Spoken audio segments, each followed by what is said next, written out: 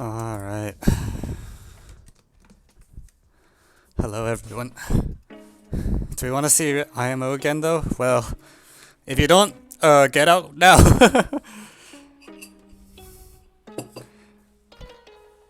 I should play Left 4 Dead 2 because since it is on free weekend. Alright.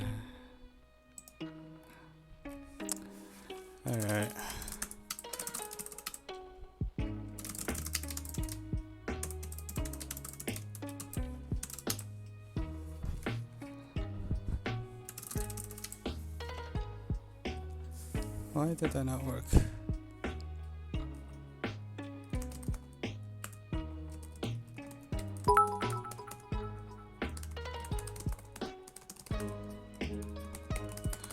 Okay. You're only here to see if there's any cutoff information? Sorry.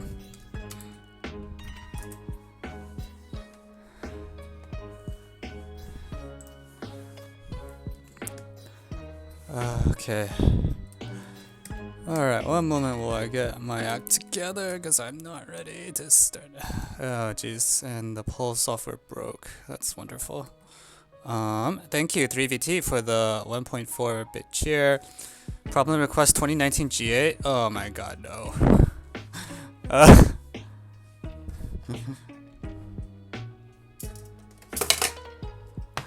Okay.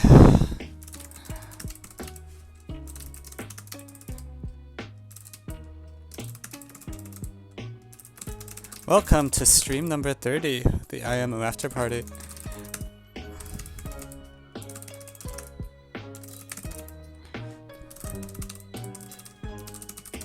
So,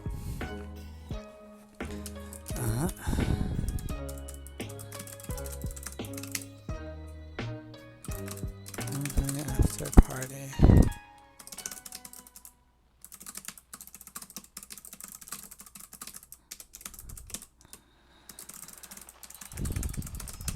Okay, so because we're in the middle of the IMO, it's a bit of a special occasion. So, oh my god, people want.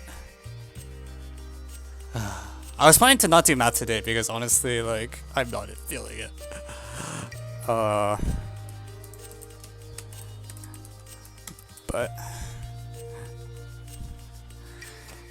Among Us. So I haven't even installed this game yet. Among Us and FTW. We can just chill. Whatever. I don't know. Honestly, what I actually want to do is play some Hollow Knight. But let's start with the business. So,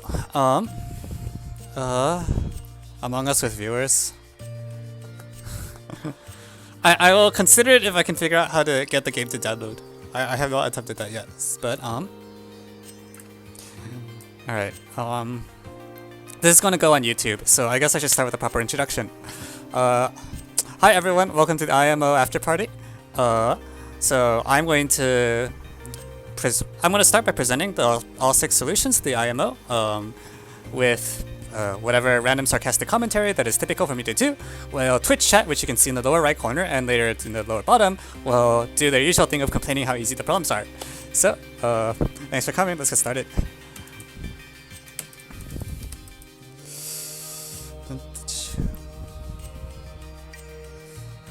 Okay.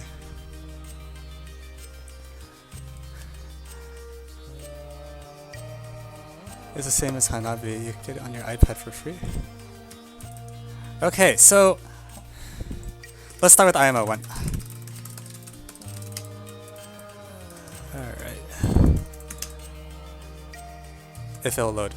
Or maybe it won't load and wow, this is a great way to start. Why didn't I just... Oh, I need to run this command.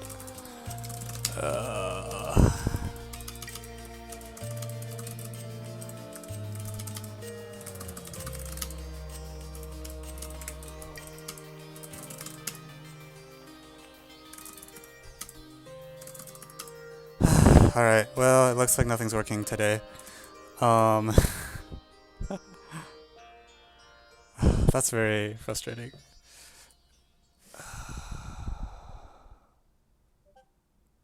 I should have known something was wrong.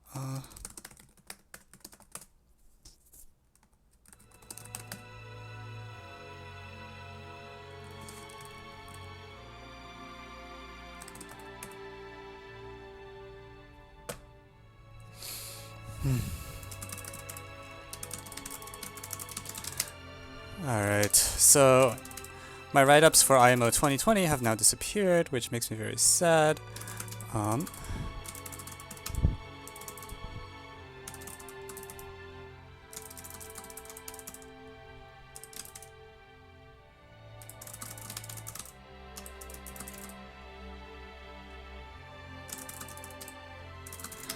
Alright, so we can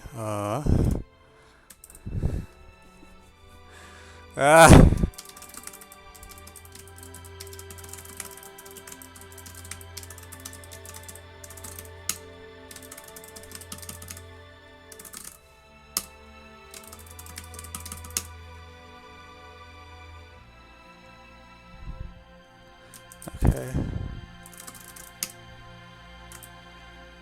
Okay, and then alright, let's try that again. Oh,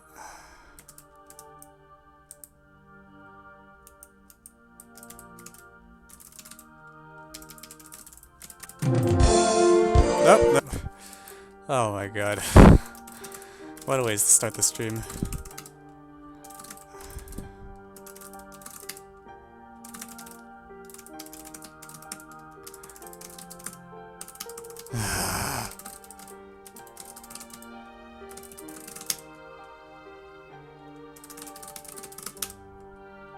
Okay, there we go.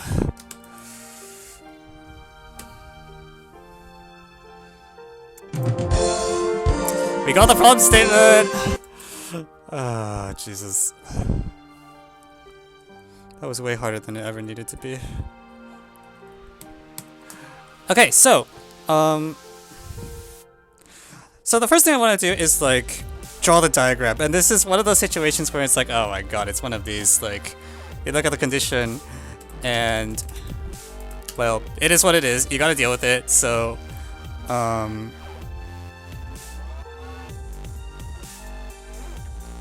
let's just make do with what we got, right? So,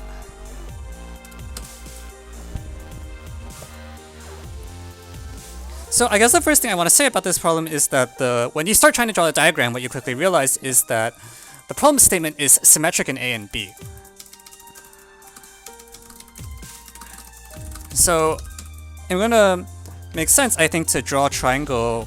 Well, draw this A and B first, and once you draw P, well, I'm gonna start by drawing A and B vertically because, not vertically. I'm gonna draw A and B horizontally because I want to, like, make the symmetry more obvious in my diagram. So there's AB, that's how we start drawing the picture. And the second thing you notice is that, well, once I draw the point P, the rest of the diagram is uniquely determined. So let's put down the point P somewhere. And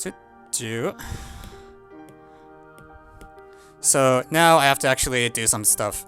So we're gonna call this 2A, and we're gonna call this 2B. I used A and beta. That seems silly. I'm gonna use this B. Okay, so, well, what's going on? So, if I'm gonna try to draw an accurate diagram, then what I need is this angle here should be A, and this angle should be 3A. So, yeah. Alright, so C will be around there. Obviously I'm like kind of freehanding this. We'll see how well that turns out for me. So, oh man. Alright, I tried. So there's ABCD. And then the problem asks you to show that certain angle bisectors are concurrent. And so... Oh, that's... I think the left one's a little off. Should be more like that. That. Okay, so apparently these guys are supposed to concur. And... it's hard for me to do this completely fairly because I know what's supposed to happen. But what I'm going to say is that, well... Hi, are there no prom requests today? Probably not, unless people really want to do math. But by default, I'm probably not going to do much math today, other than, yeah, this is mostly going to be just IMO presentation. So, well, you look at this picture and I'm like, you know what would be really nice if it was actually true, even though there's no way it's true because that would make the problem really silly. Big magical claim. Concurrence point is the circumcenter. And there's a couple of reasons why you might suspect this is true. One is that, like, it's on the perpendicular bisector of AP. The other is that I think if you really don't know what to do on this problem, like, you should draw the diagram properly. As in, like, on the IMO, I think the correct thing to do is actually have your ruler and compass and, like, start with PAB, mark, bisect the angle, copy it once, copy it 3 times, do the same for B, and then draw the thing. The nice thing is that because it's a concurrence of 3 lines, you have a tiny bit of built-in redundancy, so even if one of them is off, you'll kind of still have a sense where that point's supposed to be. Great. Yeah, so wonderful. So now that we have this claim, we're gonna make the following amazing observation, which is that 3 plus 1 is equal to 4. So this angle here is 180 minus 4a. And then this angle, well, I'm drawing in the circumcenter. This angle is what? This angle is also 4a. So that implies that these points are cyclic. And, well, because it's cyclic and it's the circumcenter, these are equal. So once we have CPOB cyclic, since OP equals OB, we're done. And that's it. Yeah, I think that's all I have to say.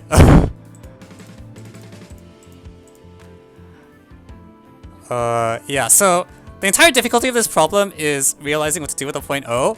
I also, 3 plus 1 is equal to 6. Yeah, that will kill you on this problem.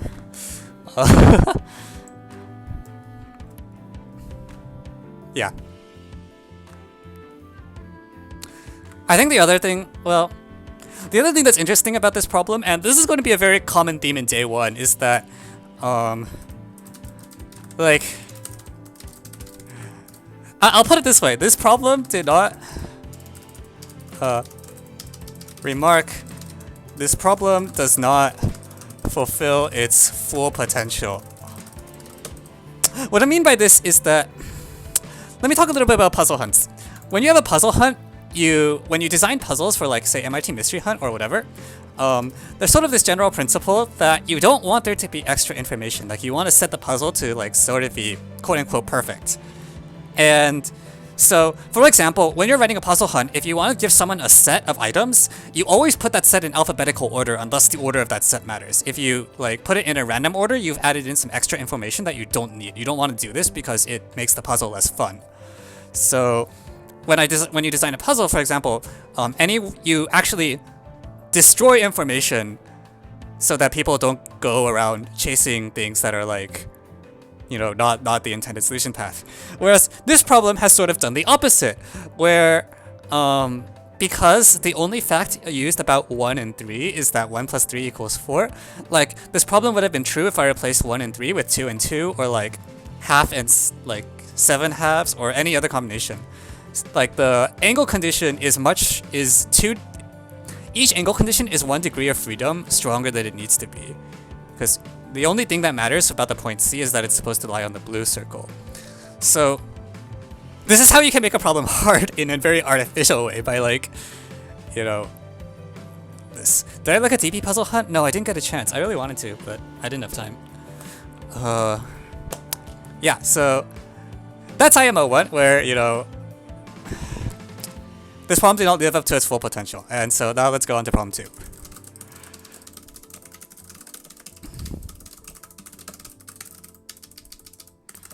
I say full potential tongue-in-cheek, just in the sense that, like, you had the extra degrees of freedom, so you probably could have made the problem do a little more than what it actually did. Like, because as a problem designer, you had, like, a little more space to play with that you didn't exploit.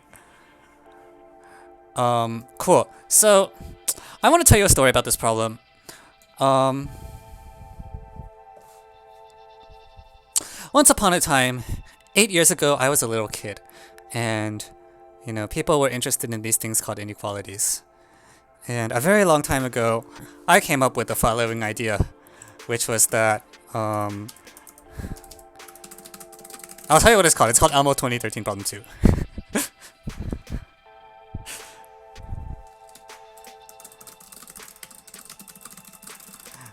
And well, so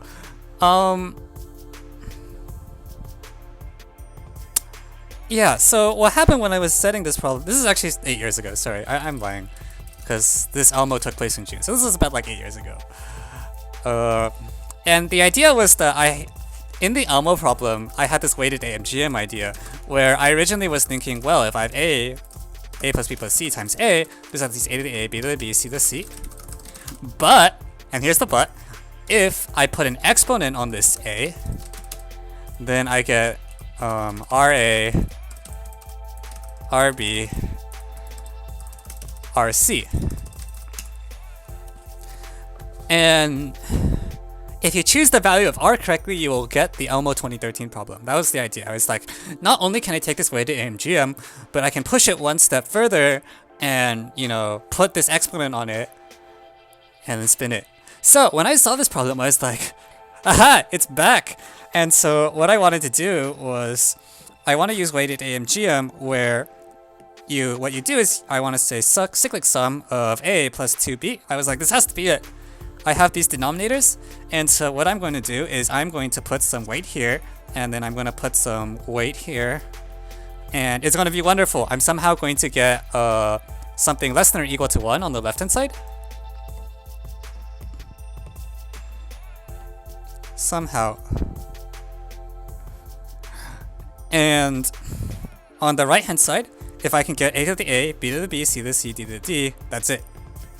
I'm like, that's why this denominator is here, because I'm here to do the weights.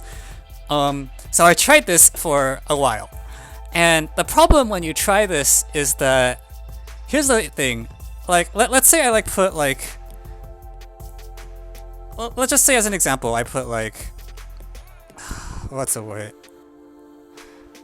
2B or something. Well, then what you get on the right hand side, you'll end up with a B to the 2B, which is not great. And in fact, what happens is that, okay, well, maybe I can fudge the weights somehow. So, because the weights add up to 10, so I really want the exponents to add up to 10. And so, how would I do this? Maybe I have let's say maybe the D weight is 4, and this one will then be D to the 1/4. That's really sloppy. But then when you look at this, well, what happens is you end up wanting to show something like A to the A plus B to the B halves plus C to the C thirds plus D to the D fourth. Is that right? No, I'm definitely messing something up. Oh, there's even coefficients. So you end up wanting something like this, and this is false. No, doesn't work. So that's a little unfortunate. And I'm like, okay, well, and I tried a lot of other things, but the problem is that everything I tried, I think this music is a little too energetic for this problem. Everything I tried, either ended up getting me B over 2 to the B, which is not good because I really don't want to deal with 2 to the B, or it just wasn't true. This is false and so on. So after a while of doing this, I was just this sucks. It's not working. I don't know why this denominator is here, and I know I'm missing something. So what I instead do is I'm okay, you know what? What's the simplest thing that could happen? So then I went and said this inequality that people just know, A to the A, B to the B, C to the C, D to the D is at most A squared plus B squared plus C squared plus D squared over a plus b plus c plus d. And I was like, you know, this is so bad. Like, there's no way this is true. And so I plugged it in, and I was like, what happens if I do this? I get a plus 2p plus 3c plus 4d. I want to be less than or equal to, what is it?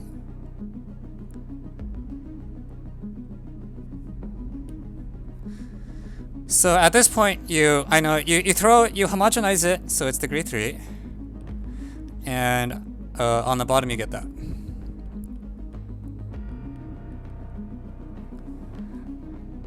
How do you get that? Is it just by, yes. So the way to AMGM in the UMO problem, you take R equals 1 and you get the thing. So what I mean, like, I was just like, okay, well, like, what happens if I tried this not thinking it would work. I wanted to see how sharp the inequality was to get a sense of like what methods I should be trying on the problem. So I was like, okay, like if I just replace A, B, B, C, C, D, D by this fraction up here, what would happen? And so I took the Elmo problem. I went with the squares because I could have picked any exponent, but that if I picked a different exponent, it would cause this to gain a power, and I really didn't want it to get a power. So there. And I was like, okay, well, this inequality is obviously not true, right? Because if I just take a equals b equals c equals 0 and d equals 1, it's false. And then I was like, wait a minute, a is at least b at least c at least d. You know, I first thought this, yeah, so like this won't work, the inequality is not close, and I'm like, wait, d is the smallest one. And then I looked at this and I was like, d? 4d cubed? And I was like, if I expand this, actually, the left-hand side might actually be really small.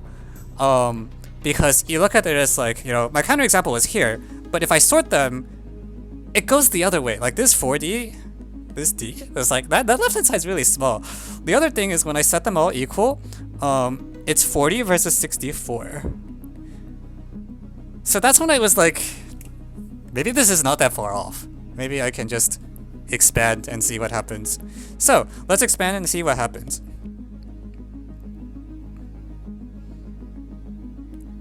So no, I'm not using the buffalo, thank you very much. A cubed plus 2a squared b plus 3a squared c. I hope I don't make any mistakes. 4a squared d. And then if I do b squared a plus 2b cubed plus 3b squared c plus 4b squared d, c squared a plus 2c squared b plus 3c cubed plus 4c squared d. There's a d cubed here. D squared a plus 2d squared b plus 3d squared c. And then on the right hand side, I need to expand. So this is a 4x4. You just draw a 4x4 square. It's not that hard to expand. I mean, I have the privilege of having done this already, so I know what's supposed to happen. Oh no, that's gotta suck. Alright, so then here, the a cube is actually easier. It's the same table, but everything's a 3. So 3a squared c plus 3a squared d, 3b squared a, b cubed, 3 b squared c, 3b squared d, 3c squared a, 3c squared b, c cubed, 3c squared d, 3d squared a, 3d squared b, 3d squared c, 3d, no, just d cubed. I keep writing 3's for the cubes. They're not 3's. And then there's more stuff. There's 6abc plus bcd plus cda plus dab. Reinforcing small terms. Procrastinate grading IMO. Are you a leader or coordinator? Okay, so cancel.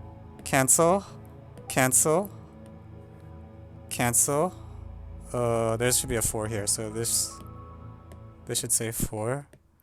And this now says 3. And then, okay, there's a lot of 3's actually, so all these 3's go away. Shoo, shoo, shoo, shoo, shoo, shoo. Then also, which ones go away? Bang, bang, bang gives me 1, 1, 1. This time this one, this is 1. Yeah, so if you put this in the table, it's actually much easier to expand. Did I do that right? What a mess.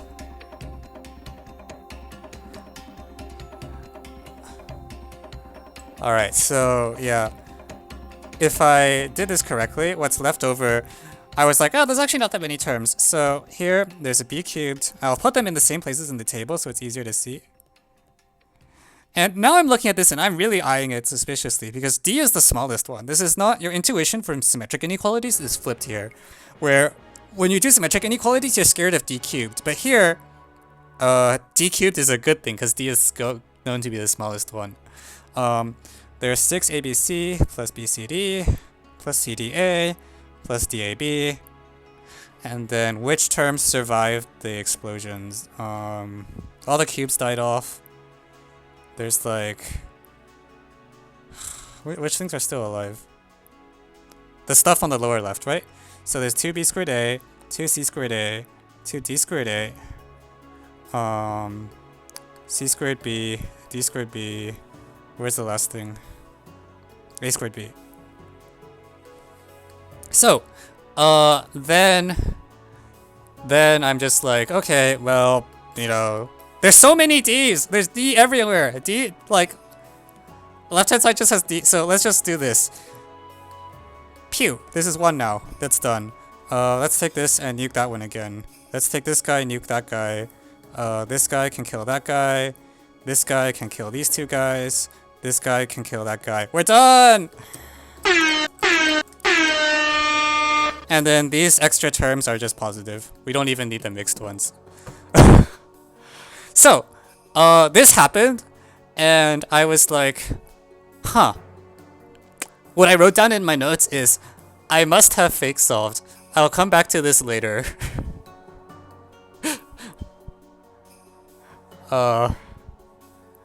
But it turns out I didn't fake solve, and this is actually what you're supposed to do. Like, I was just looking at this, because here's the problem. Like, you know, I made a remark on the previous thing where this problem does not fulfill its full potential. And the reason is that, well, this inequality has nothing to do with any of the given conditions. Even the condition that the sum is equal to 1 is not related to this. Like, it's this weighted AMGM, and then the expansion is just, you just expand. Like, I don't know what to say. Like... So I think the main thing that helped me was like noticing that there were a lot of D's. Like 4D cubed is really big, and so yeah, that happened. But KVED, I'll get to your question in a moment. But I think like by far the hardest part of this problem is like, I don't know, belief. I don't know if that's the word for it.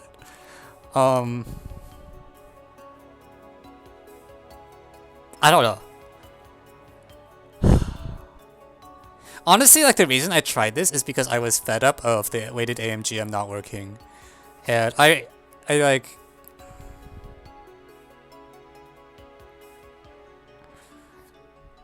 I just think like during the IMO, I'm not sure I would have risked it. Because when you're actually at the IMO, then, you know, you can't just goof off anymore. Like when I was doing this, I was just like, you know, what's the worst case if this doesn't happen? It means I like wasted like half an hour of my life, or actually more like 10 minutes. But it's like I wasted 10 minutes of my life doing this expansion, and it didn't work because of course it didn't work.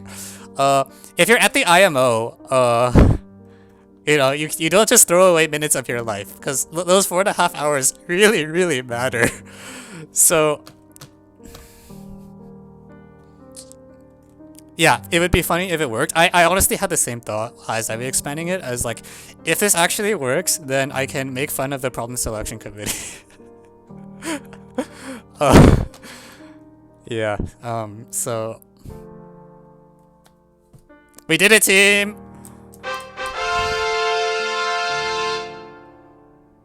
Wait, does 1333 hold? Yes. Yeah. I don't know. Okay, so let's do problem 3.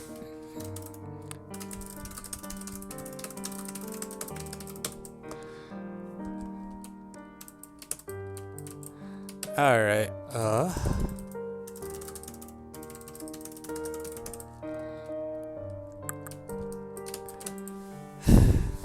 I need to ask Mose. Definitely at least 25 for the inequality. I'll tell you this right now. That inequality you just saw is a 2-5 because it's so unbelievable that something like that would actually work. Is IMO 2015 5 or 2015 2 better? I like 2015 2 better, honestly. But that's just because I'm not a functional equations type person.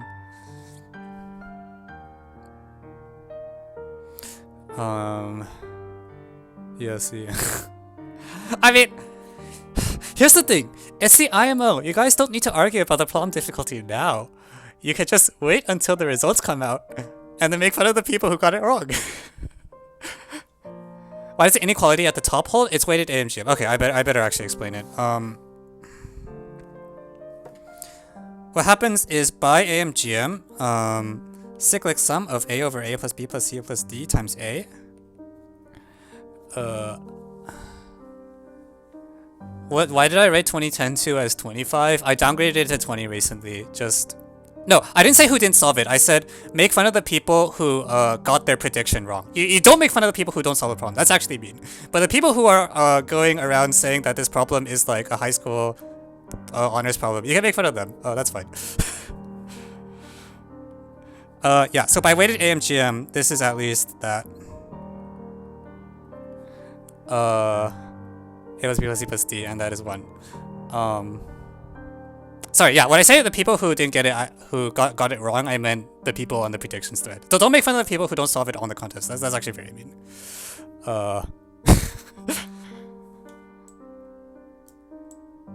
Do you think any of these problems will be notice units? So I've been considering for a while running a unit called Art School, where the point of the problem is, or point of the unit is that you do geometry problems where the most important part is that you draw a diagram that tells you what's going on. And IMO 1 is like poster example.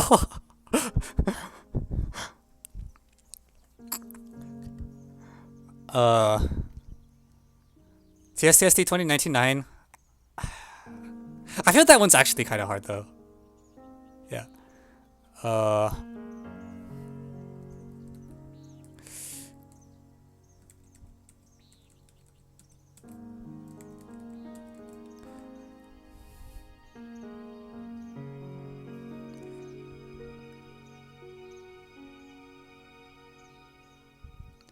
Okay, right, where was I?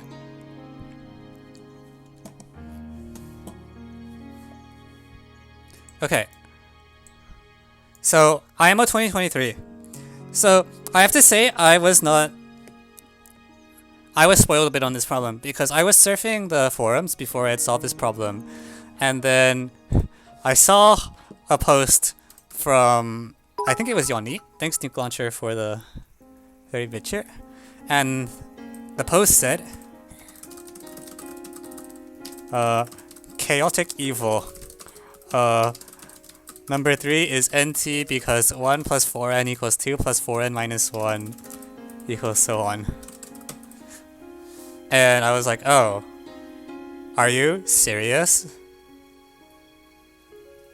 So, the biggest observation about this problem, I think, is that, well, this is the biggest thing. This problem does not live up to its full potential. And the reason is that the sum is kind of bait. Like, saying the sum is equal is about, you know. Yeah, we're just gonna do this. So here's what we're gonna do. So we have these n things. Da da da da da da da da da da da da da. And then we're gonna draw a string of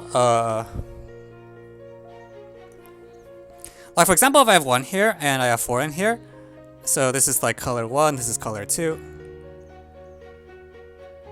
I'm going to take this string and draw a string between them. Should do 1 to 4n. And then you do the same, and then what you get is a graph.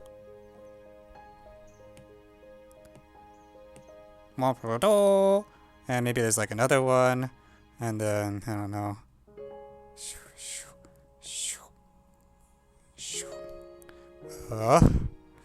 Then, oh no, that has an extra edge. So what I've done is I'm like drawing a bunch of strings between the rocks, and if I do this, what's happening is I get a graph. The graph looks like this.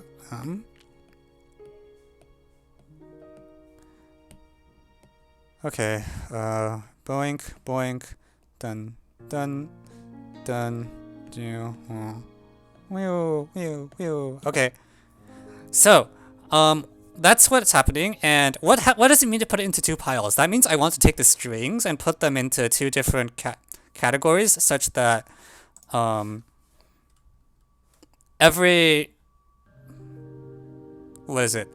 Yeah, every string, every vertex has like two strings in one category and two strings on the other. So I'm now going to repurpose the word color. Problem. Given a 4 regular means that all the degrees are 4. Multigraph G. Find a 2 regular sub-multigraph. So, yeah, that's what's happening. So that's where we are. And this, I don't think I would solve this problem at the IMO, because I wouldn't be brave enough to believe that something like this would work. I don't think I would have just thought of the pairing idea. I was just like, that's kind of the silliest way to deal with subs. But I saw this comment and then I was like, okay, really? And I was eating breakfast and I was like, okay, well, if this is really gonna work, what is a 2 regular sub-multigraph? It's a bunch of cycles. Okay? And that got me thinking, if I have a 4 regular multigraph, well, 4 is even, so, theorem, Euler, each connected component has an Eulerian circuit. What's a 2 regular submultigraph? It means I take a subset of the edges such that every vertex touch has 2 guys. Oh, when did I start getting involved in making problems and writing EGMO? I started writing problems around 2012-ish. Because that's when I started like suggesting things for Elmo. I started writing EGMO in 2014 because I was stuck as an office assistant because my school wanted to collect money for me being there and they couldn't do that if I was there only 2 periods a day. So they told me to be an office assistant for 3rd through 5th periods so that they could collect money for me being at school. So during that time I was very bored and I wrote EGMO. That's the story. Are there any prompts you would add to personal favorites in EGMO now? Yes. Quite a few. Because that book was written in 2014, right? There's like 5 years of more prompts I'd want to add. Okay, so Eulerian circuit. I started thinking about cycles because I was like, well, 4, I want 2. So that's fine. And then I was like, okay, if I actually do this,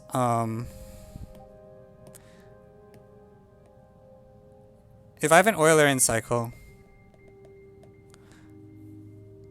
will you update the personal favorites section if I ever publish a 2nd edition, which looks very unlikely because it seems like it's not worth the effort. Eulerian cycle, I'm like, okay, well, edge. And then I was like, wait, you can just alternate the edges. And this will automatically work because when I have a vertex, I originally wanted to just dissect it into cycles, but then I was like, wait, that's like a different thing. That's like a composition to cycles. But here, if I have if I go in and out of a vertex, then if I take this edge but not this edge or vice versa, actually it's a different color. Use this one and put the other one in the other color. Well, that's my half result. Like I can get half the things.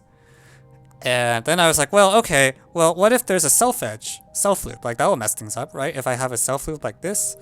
And the answer is no, that won't mess anything up because what will happen is you'll get the blue one here. And like a green one here. And then it's okay. And I was like, oh, I guess that just works. So let me do this on this graph as a demonstration. So I'm going to start here. I'm just going to use every edge once and then color them green and blue in alternating colors. And I need to be careful to not push myself into a corner while doing this.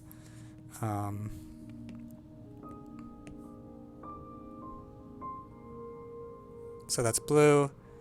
That's green. Am I stuck? No, not yet. Blue. Green. Blue.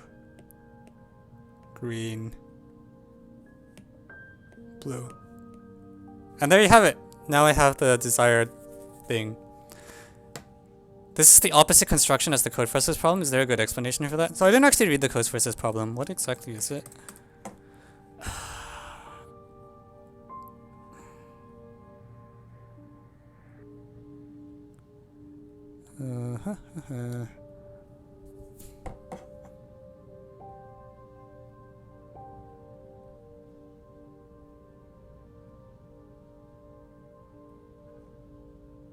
Yeah, I have to think about it.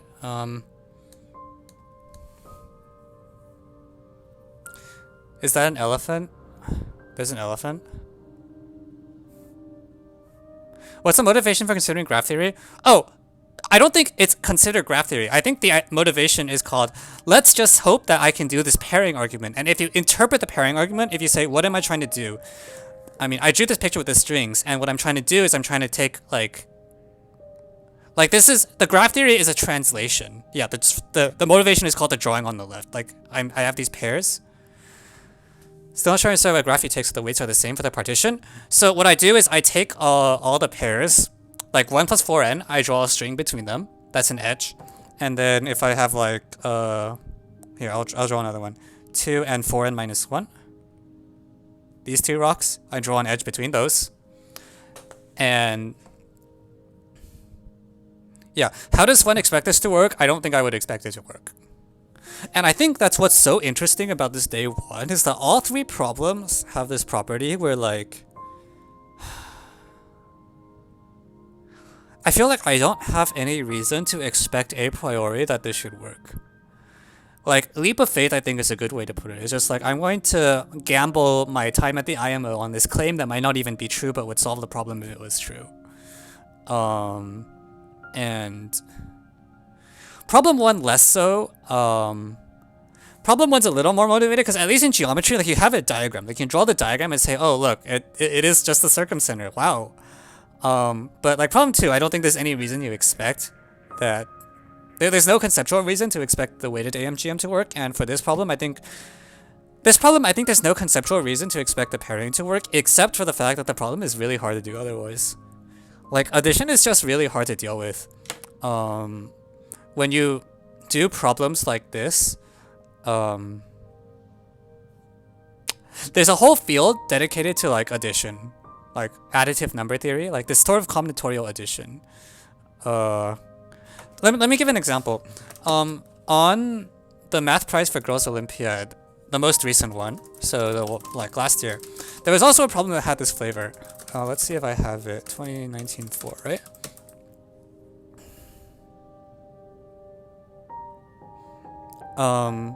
Yeah, it also had this flavor where you're trying to do like this additive thing, and this one's even just like, oh, actually no, it is subsets, and it's the same thing. Like, when you look at the solution, it's not like, how do I say it?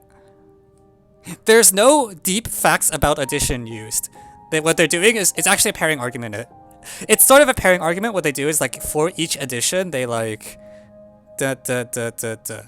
Same thing as here, where like we did 1 plus 4 and 2 against 4 and minus 1, 3 and 4 and minus 2, pushed all the way towards the center. I think the same kind of thing happened in the Math Prize problem, where you would take n and like some k with the same parity as n, and then like to pair them up to get the sums to be the same. Because additive number theory is hard. Let me make this clear. Like, addition is really difficult. The fact that this P3 was selected with, oh. Oh no.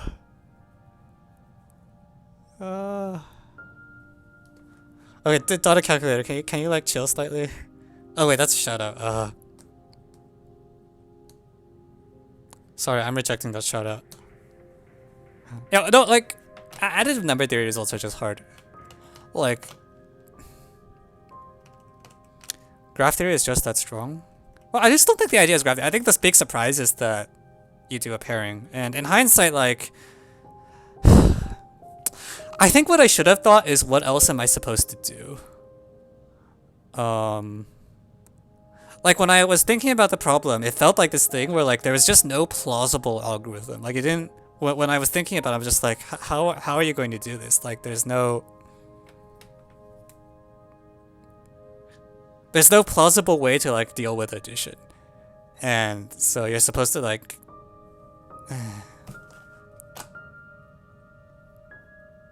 I don't know. Are there a set of problems that you need to rephrase in terms of graph theory? I mean,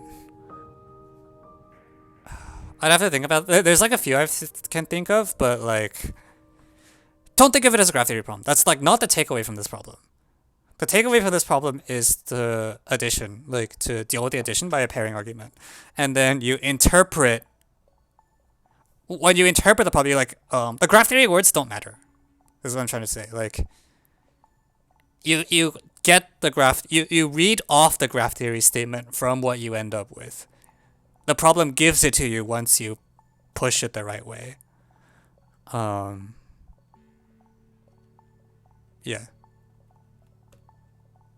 Like, you don't come up with the graph theory statement. The graph theory statement is given to you. That's what I'm trying to say.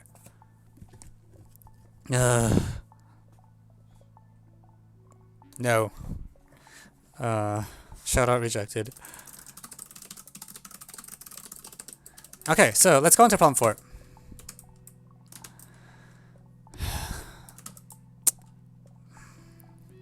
This statement.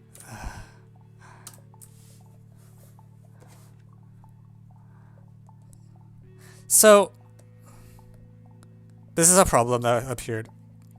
And problem 4 does not achieve its full potential. I agree, but I think at least it's not necessary to realize that in order to solve the problem or something. Like, I think in problem 2 and problem 3, you really have to believe in something that you aren't promised should work out. Whereas here, let me tell you my thought process for this problem.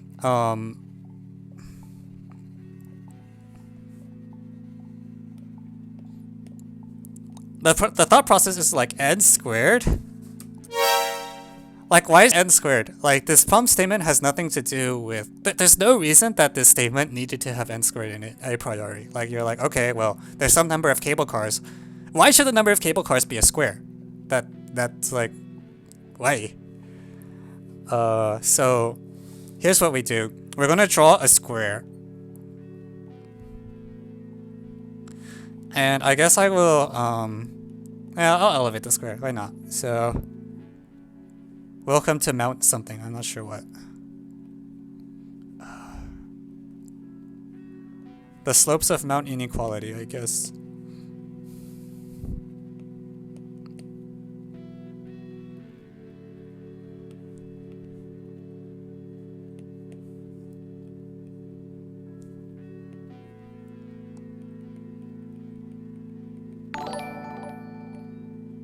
It can be like a black diamond ski trail. I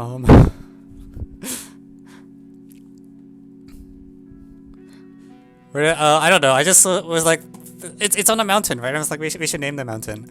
Anyways. So okay, like, why is there n squared? And I thought about it for a while, and I was like,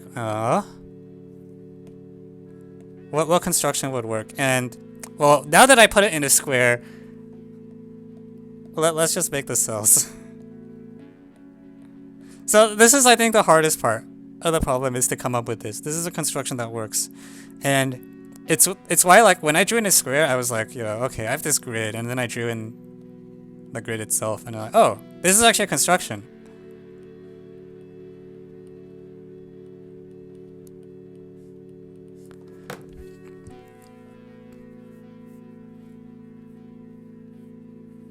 Like, okay, that happened. And I was like, I saw this and I was like, this has gotta be it. This is the construction. Because it actually uses the fact that it's a square. So, k equals n squared minus n fails. And so, I just want to show that there is one more... if I have one more thing, then I'm going to break. Now, when I've done this, this graph naturally has some connected components, right? So I'm gonna... We're gonna phrase it in terms of graph theory again. I'm sorry, but it looks like this, right? These blobs. And what I'm going to do is, how are contestant numbers determined? Alphabetically. Unless the person inputting them messed up, but it's supposed to be alphabetical. Yeah, so if I have n squared k equals greater than n squared minus n, then the number of components in each of the cable cars, I'll even write connected component in each of the cable cars, is exactly, we'll do k is n squared minus n plus 1, is exactly n minus 1. So in particular, oh, why is this statement so long? Let me shrink it a little.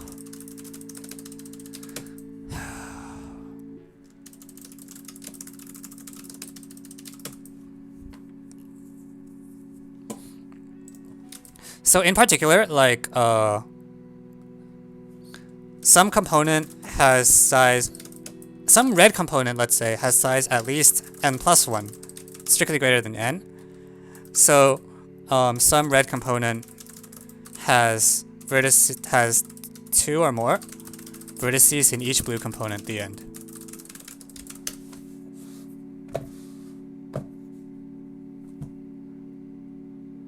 The end.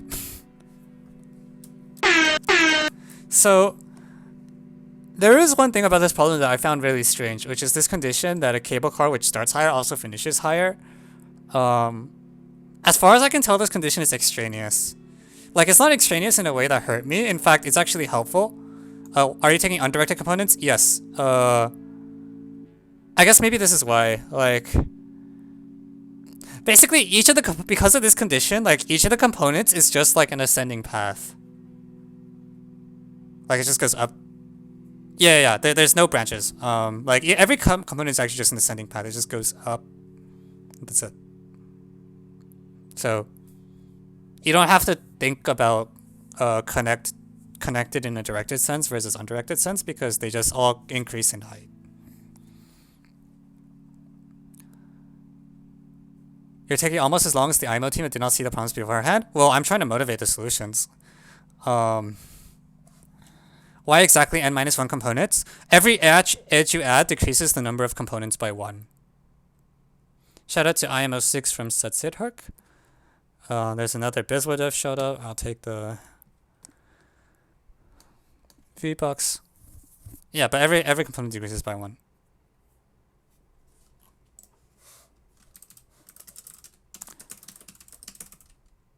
What can you do with V-Bucks? You mostly request problems. That seems to be the most common use.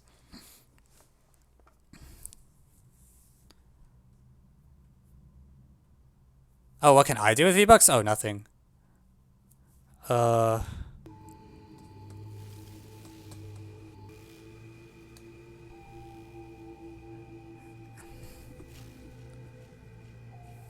all stations have to have an edge. Yeah, that's fine. Is it true that IMO 6 had really slow solves? I believe that. It seems like this problem is really hard. Not sure how I see how this breaks. If I add a blue edge from 8 to 9, it violates the condition that where is it?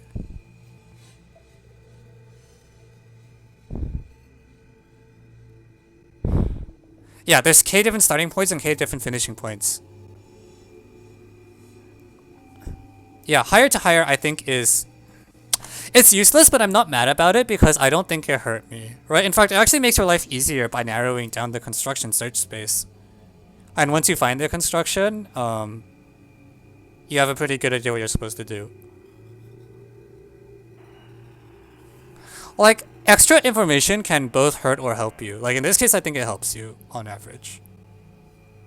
Whereas, in the other problems... In, like, problem 2 and problem 3, it definitely hurts you. And problem 2, it definitely hurts you as well. Problem 1, I think it hurts you as well. Like, in problem 1, like, the correct natural statement doesn't include 1 plus 3 equals 4. Right? Like, the correct statement, the naturally correct statement for problem 1 is like, you know, it lies on the circle. Even ignoring, if you want to hide the circumcenter, fine, but like, the condition on the points C and D should have just been that, like, the angle was 4. But the author deliberately said it so that it was hidden behind this 1 plus 3. Yeah. Why is the statement 200 paragraphs long? It's graph theory, what do you expect?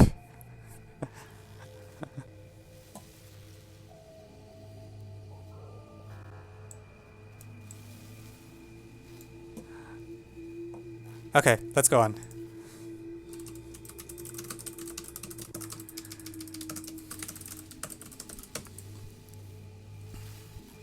Alright, IMO 5.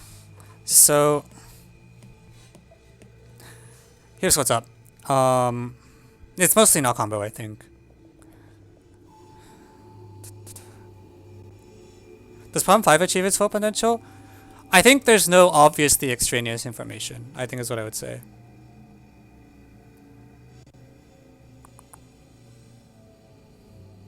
Why does mute me cost 384? Because it takes my attention. So, the very first thing I'm going to do is sort the numbers. And the reason is that because there's means involved, you automatically have some information about size. Like,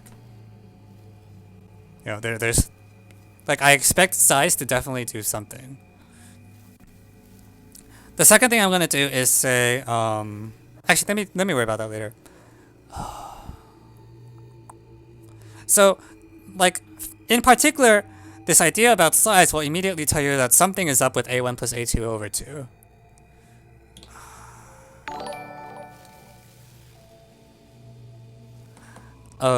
Something is up here because this number is too big to really be a geometric mean of anything. So for this to be a geometric mean, some things... There must be an a1 in here somewhere, right? Otherwise, the number is too small. Where, by a1, like, if a1 equals a2, I let that happen too. But, like, the maximum number should appear. Now, you can keep pushing size on this, but the moment you see this, like, something should already feel wrong. Because what I can do is I can look at a prime p. And if p divides a1, then this is a geometric mean, so p will have to divide this whole thing. And... if p divides the whole thing, but p also divides a1, p divides a2.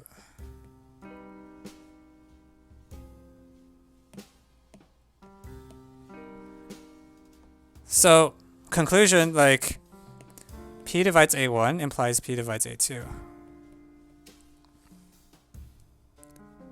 And at this point, I think the main mistake you can make is try to chase VPs. Like, at this point, you're like, wow, I have a lot of VP information. Like, you know, there's some stuff here that's resolved by P, blah, blah, blah, blah, blah, blah. That's not what you're supposed to do. What you're supposed to do is, like, stare at A3. Because you are like, well, why don't I do the same thing?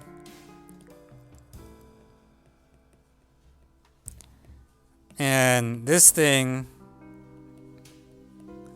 better have, like, A1 or A2 in it. So whatever prime I had that divides a2, well, a1 and a2, this prime p is in here as well.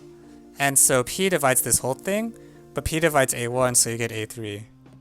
So p divides a3. And now, well, if it works once, do it again.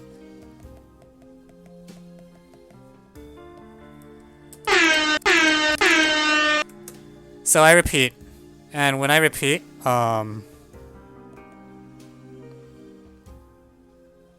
yeah. So p divides everyone. And now if, like, a prime p divides everything, you pull it out, like, you just divide it out. And you keep doing this until there's no primes left. Once there's no primes left, a1 equals 1. And so all the numbers are 1. Can you make an extremo principal NT unit? I don't want to. Unrelated, was there 5x squared plus minus 14? It was 5x squared plus minus 4. And the reason is like, this is like exactly an example of a problem where I do not want the student to say the lesson I learned from this was to look at the configuration with minimal sum. Right? Because that's not the idea. The idea is like you just find that if there's a prime p that divides a1, it bubbles through everything. Why would I make an extremal NT principal unit? What would I put in it?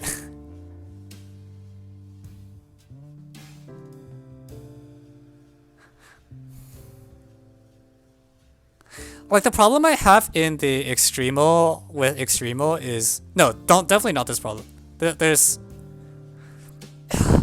is a size idea, I guess, and it's that the arithmetic mean is big, but that's just a size and NT idea. I don't think I would call it extremal. I would just say you should have size in your head because there's a mean.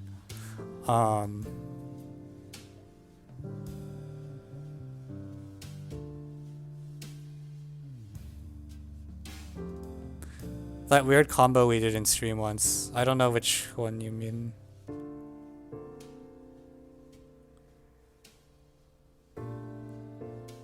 Yeah. No, but the thing about this problem, why are people calling this P5 combo? Because it's fun to complain that there were 3 combo problems. I guess. Can you do a USA MTS test review? Well, I haven't done any of the problems, so no.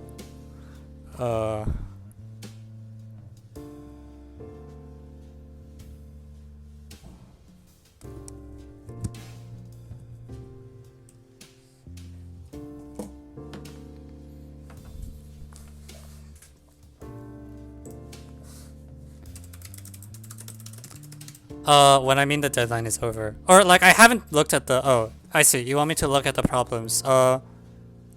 Maybe. What if cube root a1, a2, a3 is a1 plus a3 over 2? That's fine. Like, my point is that there needs to be a number that's, at least a sub 2 inside. Even if a2 equals a3. But, like... Stuff. Here's the USMCA problem. Oh, man. I feel so bad about that problem because it's the one problem I didn't test solve because it got replaced. They gave me a draft of the test and then one of the problems got replaced by this one, so I never got to test solving it. And then it turned out to be the one broken problem, and I was like, oh, I'm so sorry guys, I should have looked at the replacement problem. I test solved that year's test. I don't test solve every year, but that particular year, I got invited to test solve.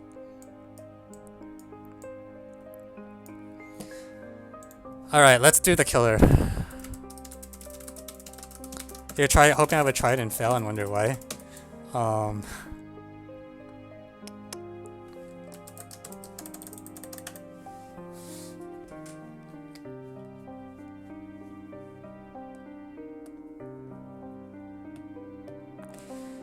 Alright, so...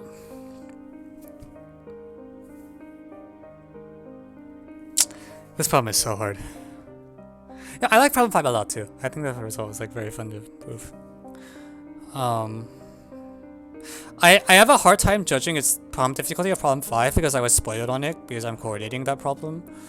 But anyways. Alright, problem 6. So I think the first thing I want to talk about is projections. And what I mean by projections is this is what the we'll say let R be a number. R be such that... Well, okay, let's say... How do I want to do it? Let's just assume... every separating line is within n to the minus a third. Asymptotically. So the first thing I want to talk about is about projections, which is that the right way to think about the problem, I think, like the correct phrasing, is that you want to say, I have these points. Points, point. And what I do is, really what you want to do is think about what direction do I want to project these lines in. because you only really care about the direction. Why do I say this? Because here's what happens. I want to take all these projections. And what is the problem hypothesis saying? The problem hypothesis is saying that like all of these should be less than like cn to the minus 1/3. Do I want to write? I'll be careful with the consonants. All right, I'll make things easy. It means that any direction I project in, choose. So you don't have to think about the separating line itself. I think what you do is you think about the projections. You look at where the shadows of the points are, and you want to show that there's, you know, you want to get something to blow up. So the big idea behind the official solution, and the thing I don't think I would have come up with, is this is where you actually call it extremal principle. What I'm going to do is I'm going to look at the longest line segment AB. You look at the two farthest away points. And the reason you do this is because now the points are trapped inside this big intersection of two circles. You know what I mean? What do I classify as write-up mechanics? Things that don't help you find the main idea of the problem. Can I make unit of problems that are hard to write up? I'm reluctant to.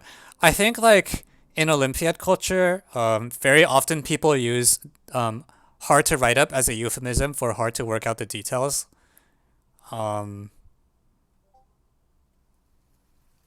Yeah, like I have like unusually little sympathy for people who say they solved the problem but couldn't write it up.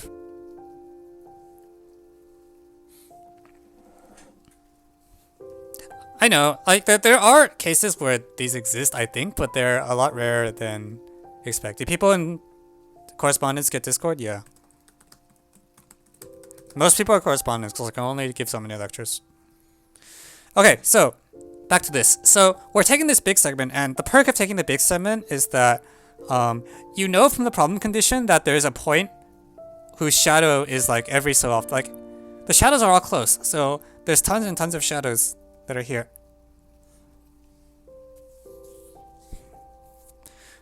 Oh no, 2018-3 is not. See, that's also me abusing. 2018-3 is it's hard to get that calculation to finish. It's not about writing up a calculation, it's about doing the calculation. Area argument? Oh no, that's not what we're gonna do. This is what we're gonna do. So what I'm gonna do is I'm gonna, there's points everywhere. So now I'm gonna take this little snippet, cut it right here, and we'll pick any number here. I'm gonna pick any number less than 1 will do. So I'll pick like 1/2. So there's a lot of points in here. There's like there's a lot of shadows. There's shadows everywhere because we're assuming that all the shadows are close together. Right, so there's a bunch of points stuck inside this little region. Their shadows lie on this little snippet. How many points are there? About like cube root n-ish. Okay, I'm gonna start being lazy with this. There's at least like cube root n points here. On the other hand, how long is that? Well, how long is this segment? This segment is like, let's see, if I have n points, their shadows were like, because these shadows were like n to the minus 1/3, and there's n of them, this is like n, at most n to the 2/3. So what you do is, yeah. So now what you do is you project the points this way instead. You project them this way. And the problem is that there's, sorry, what am I saying?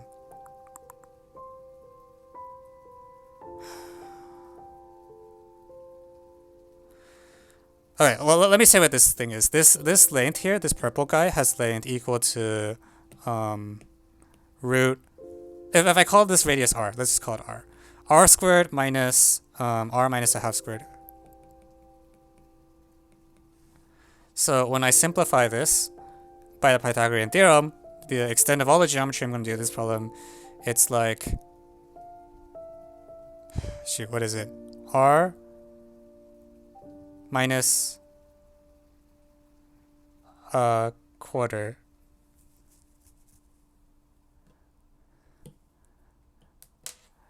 So let's see if alright, so on the one hand, in my 1/2, I expect that there are a lot of points here. So there's a bunch of points. A bunch of points? Yeah.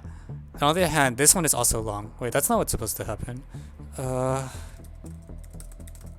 let me check the solution.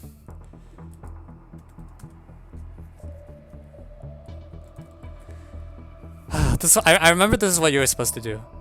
You count the number of points and yeah, it's too I want to say it's too long, right? So I had R length.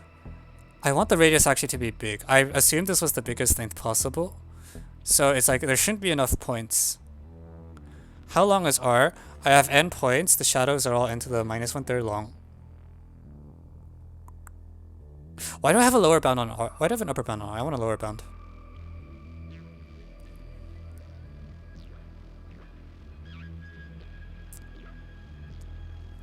Okay, what did I do?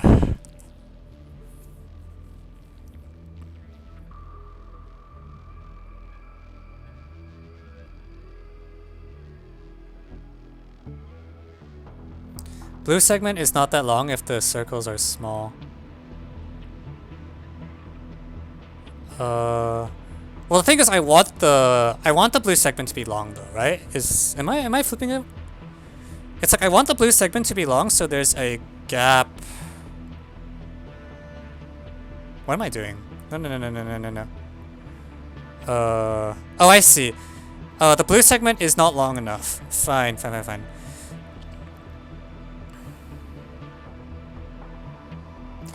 Okay, I get it. Okay, so the number of points is like large. It's like the number of points is at least cube root, like on the order of theta cube root n. This segment is is not that long though, and so I have a lot of points and yeah. So this segment, the blue segment, can be at most, because the shadows are spaced every cube root n. Like these shadows are here, so this blue segment is less than or equal to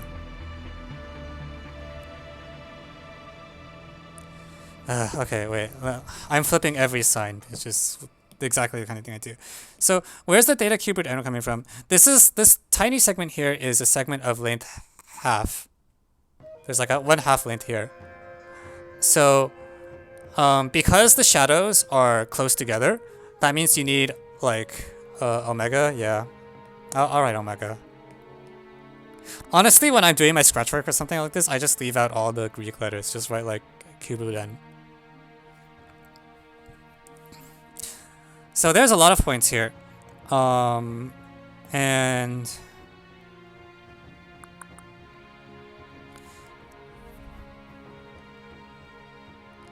actually the projections. These projections might be farther apart because there might be more points. Okay, there might be more points out here that have like projection there. But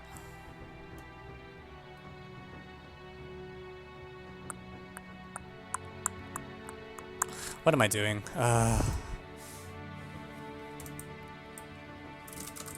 Where's the cube root n coming from? Which cube root n? The number of points? Like I have a segment of length 1/2, so there's the hypothesis of the problem is that every two shadows are within cube root n of each other. So the point is that this region here, like there's a shadow every cube root n at least. 1 over cube root n. Right? So we're assuming that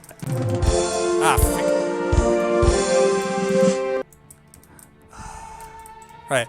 We're assumed that any two shadows are within cube root n. Yeah, we're assuming that.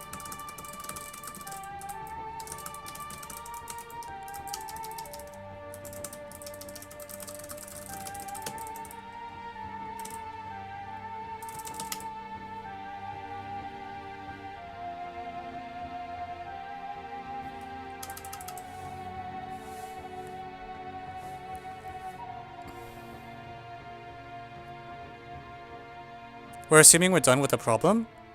No. The problem is asking you to show that there's at least... You can get a shadow which is at least cube root n apart. Like, right? Is this the first or second problem? This is problem 6.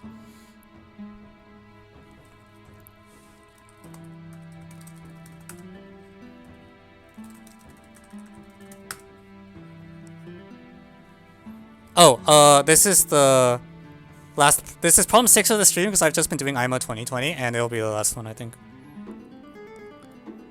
Right, so what am I trying to do? Oh, this is so bad. I might not put this on YouTube, post this on YouTube actually, because I'm messing everything up today. Oh, Jesus. Alright,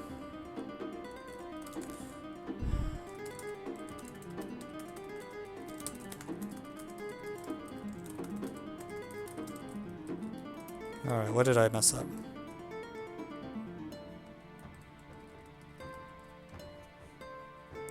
Yeah, so there's at least...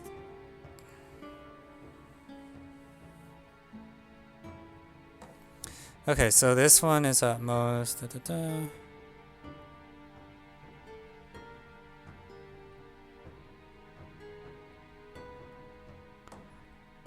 What am I trying to do? It's half a stream. We didn't live solve anything today. Okay, sorry. I'm being silly. So here's what having a long segment accomplishes. So I think this blue I think I want to do it this way. This blue segment here is at least 2/3 ish, right? So this is at least like omega of n to the 2/3. At least? Sorry, at most. So I should write big O.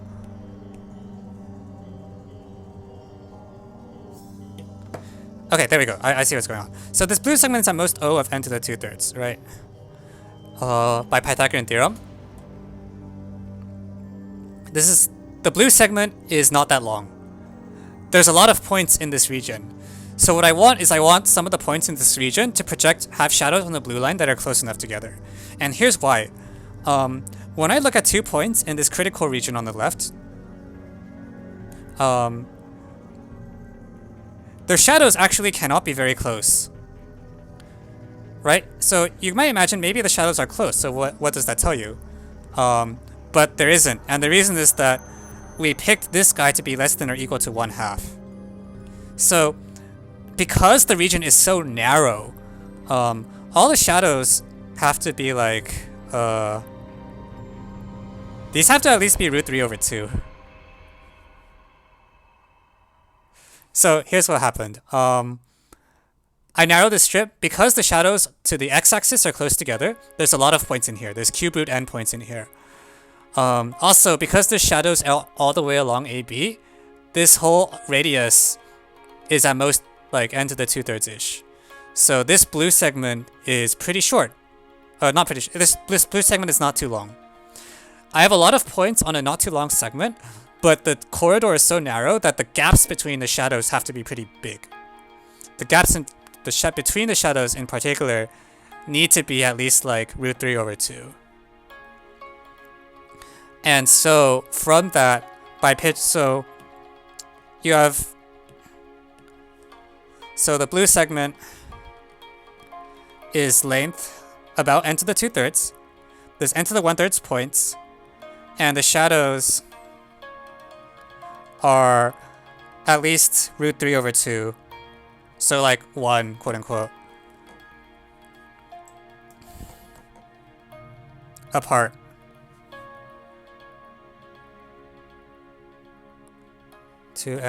Oh, sorry. N to the 1/3. This is 1. Sorry, this is like square root.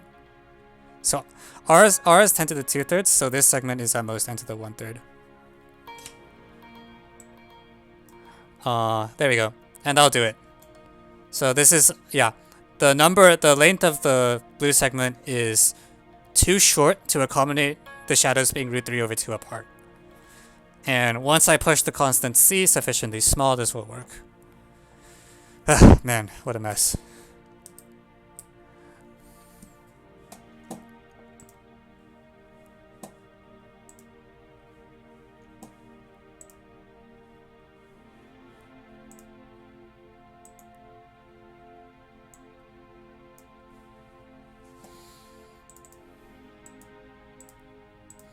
Alright. Can you find a constant C? C is 1/8, I think, according to the official solutions. Yeah, this problem is really cool. How is the blue segment determined? So AB is the longest segment, and then you step over by 1/2 and then draw this perpendicular line. Should be blue length at least n1/3. Yes, sorry. Yeah. This should be root r is n1/3. Did this problem achieve its full potential? I think so. There's no obviously superfluous information, and actually, I believe that the result is sharp up to a factor of log n. Like alpha equals 1/3 is actually the optimal constant, is my understanding of the current state of the research.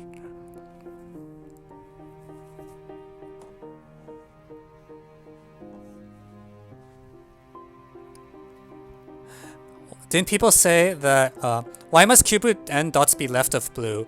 Because we're assuming that any two shadows are within cube root n of each other, so there's like a 1/2, like there's this 1/2 length, right? And what you're saying is every 1 over cube root n, there's at least one shadow. So the number of points is at least like constant times cube root n.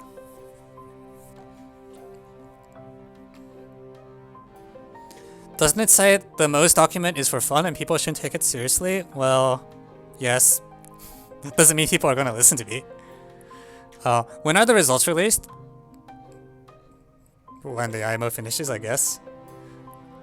How much would they give for alpha 1/2? Not a lot, I think.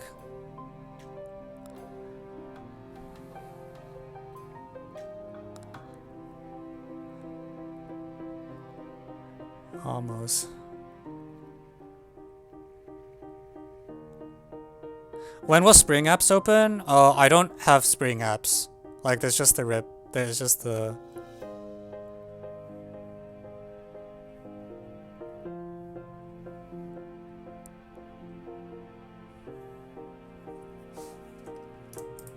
Yeah, so, okay, people seem a little confused. So to summarize, so... Well, I'll say it this way. Assume for contradiction that any two shadows... let AB be maximal segment. And draw blue line half right of A. Then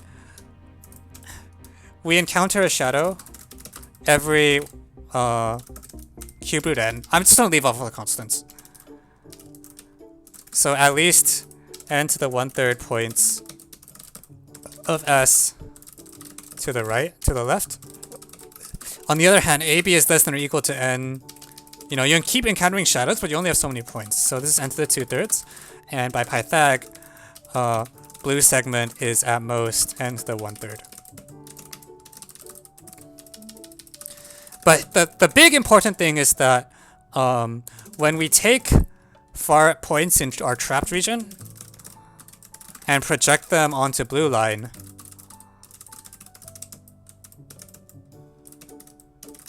the length of the shadows, or the shadows must be at least root 3 over 2 apart, because the region is so narrow that you can't spin the points so the shadows are close. I assume you can make it more sharp if you fiddle with 1/2. Yeah, I don't think 1/2's optimized. It's just like literally. How do you get C equals 1/8? This solution will get C equals 1/8 if you actually work out all the constants, which I'm not doing.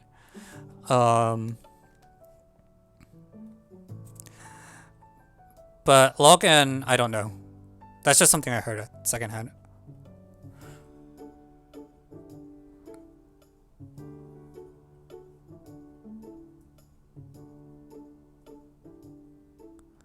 Among Us. How does the Pythag work? You compute it. Like by the Pythagorean theorem, it's square root of r minus 1/4. Because r is about n to the 2/3, the square root is like n to the 1/3.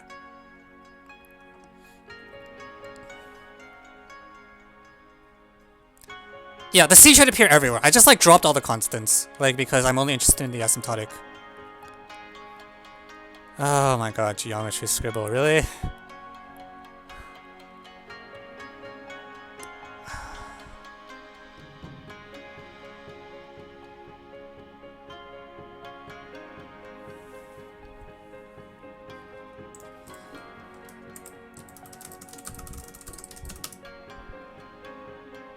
Can you do Lester's? Probably not. I'm probably not doing any math today. Just IMO review.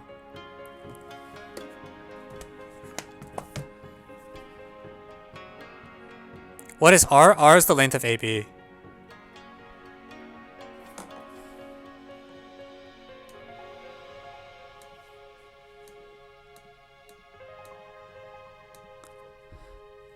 Did you see my game request? So what is this geometry scribble and how does it work?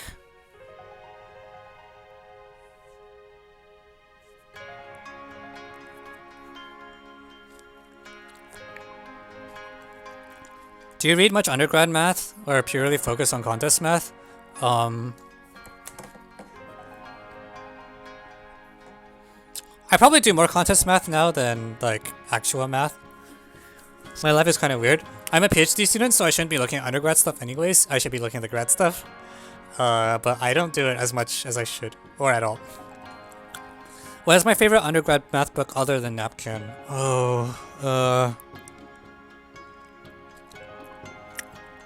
that's tough. I will say one book I really like is Primes of the form x squared plus ny squared. It's just Pictionary, but we are drawing geometry theorems. I mean, I get it, but like also like, where do I play? Do I go on scribble.io? Do they let us pick custom words?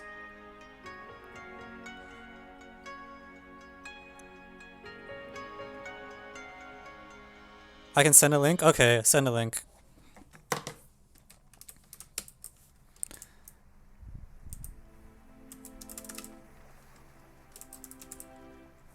Oh no, you guys can come in if you want. What is your t-shirt? This is a Spark 2017 t-shirt. It has a picture of a cat looking at a shirt which also has a picture of a cat. It's real cute.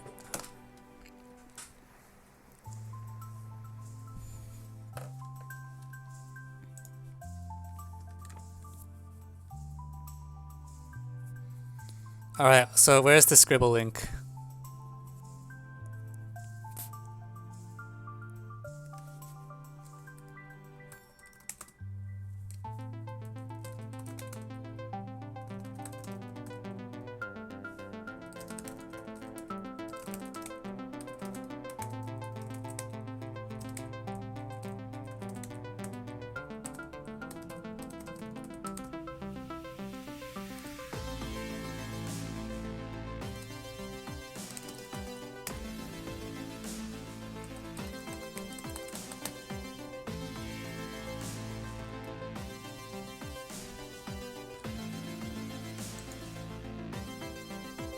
What is going on here? Okay, I'm apparently playing GeoScribble, so this is gonna be interesting.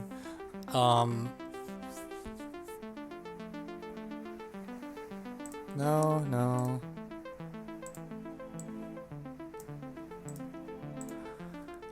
Alright, so how do I do this?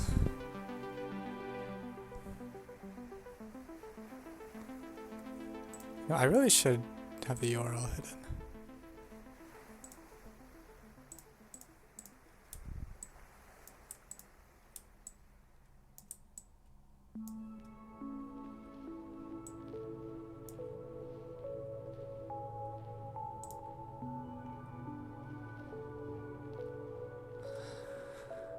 Okay, so Brian ZJK, what am I supposed to do?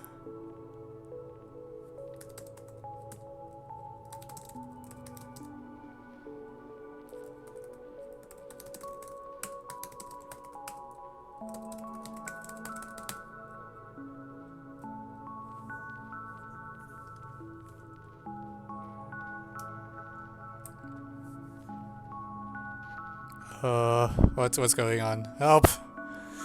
Alright, let me figure out the scribble thing.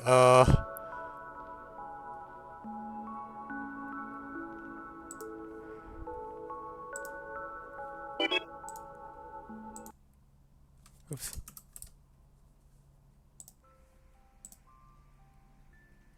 Wait, I think this is a random room. Wait, what?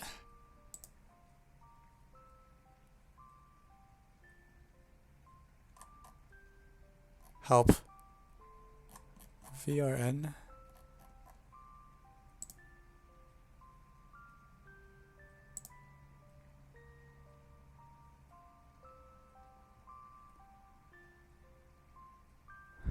I,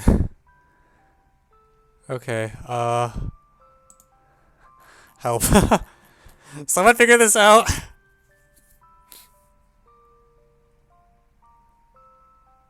I'm a demon. Oh shoot, I have to have Discord open? Okay, I guess I'll open Discord.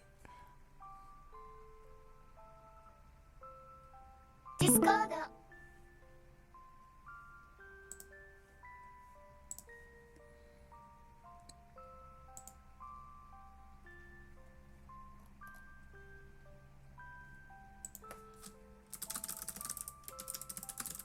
Discordo. Alright.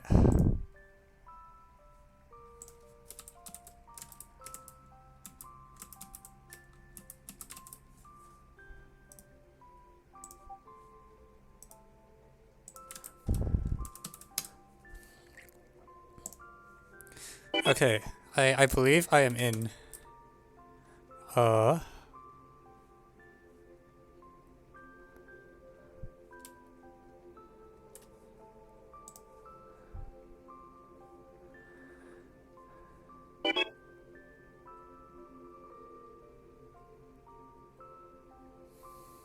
Okay, have fun.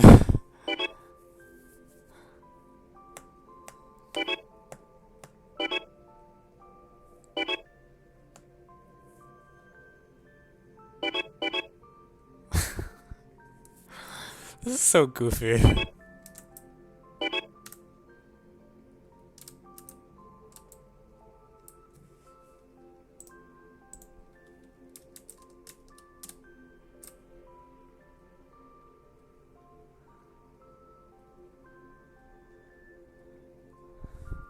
Wait, did we set up the custom words?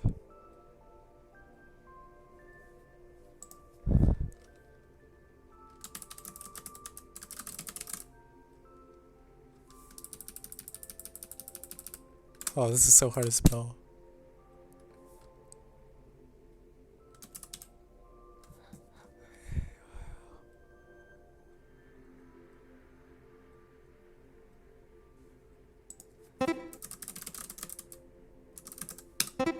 Got it.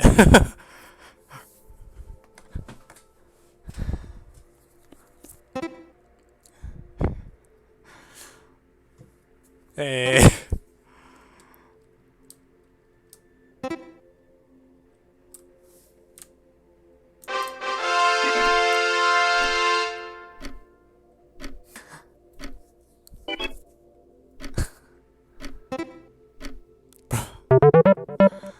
Amazing.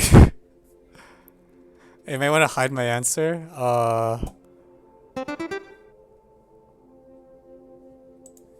It's fine. People can cheat off me if they're playing, I guess. The heck is that?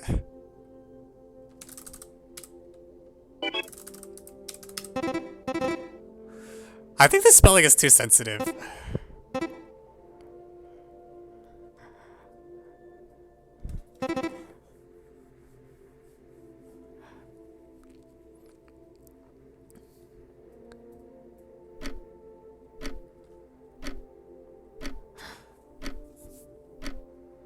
So it doesn't show your are people like watching the stream and playing? Okay, okay, fine. I'll give the people what they want.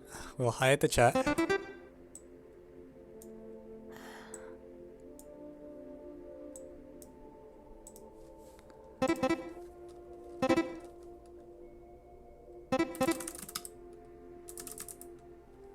What is... What?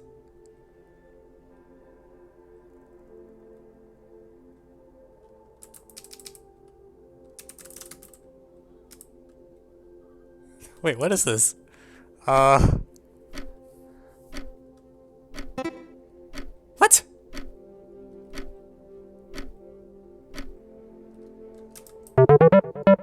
What? That's not even... Ugh.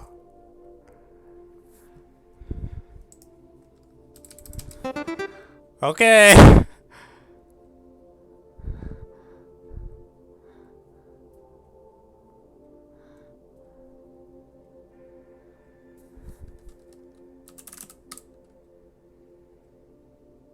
Huh?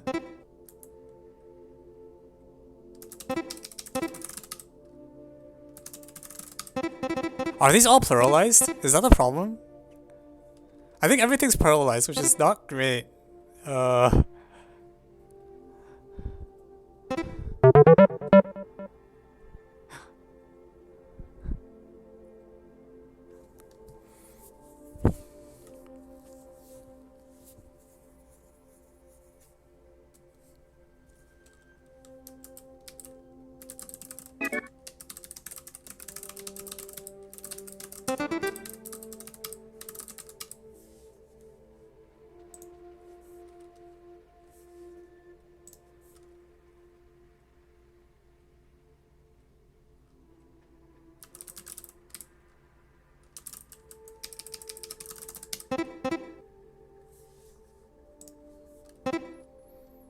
They're all plural.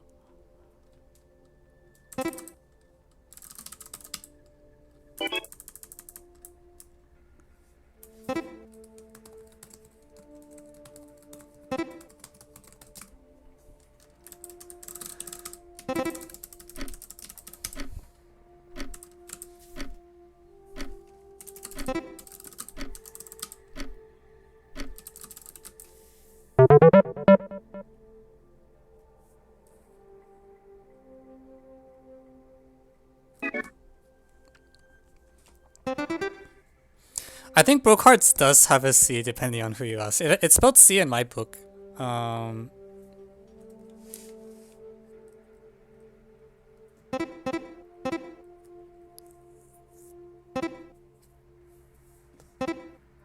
Oh shoot, the next one started. What?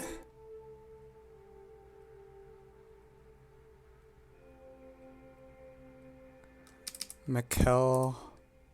Oh, got it. That just looks like the red just looks like another circle.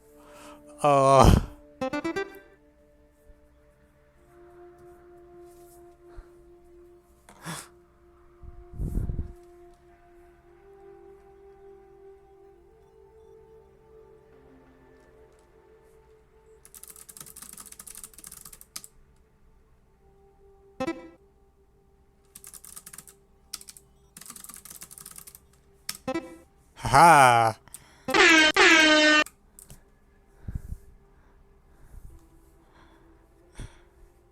I gotta ask where these words came from.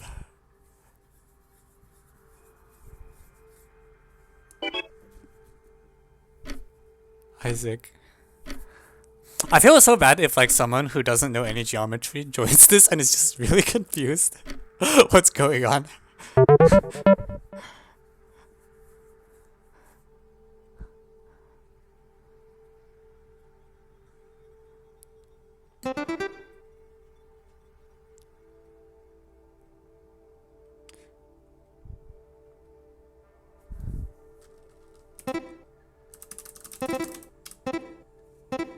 Nice.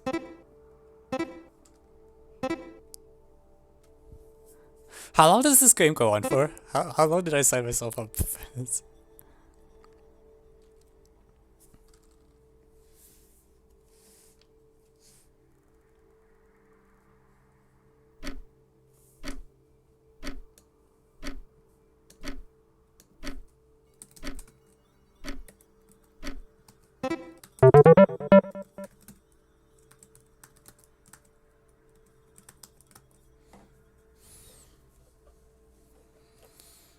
So what is my strategy to pick a word that I think people will get or that they won't get?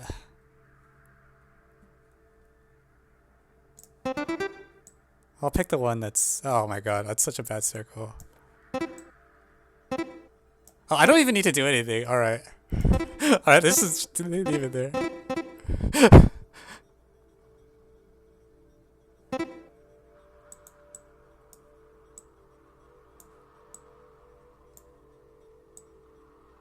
Oh, I did not plan this well.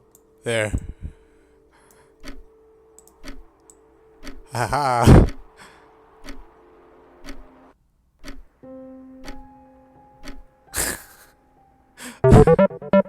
Amazing. It was on my screen? Oh, right. I mean... I mean, I think people should just not be watching the screen while actually playing, but whatever. The heck?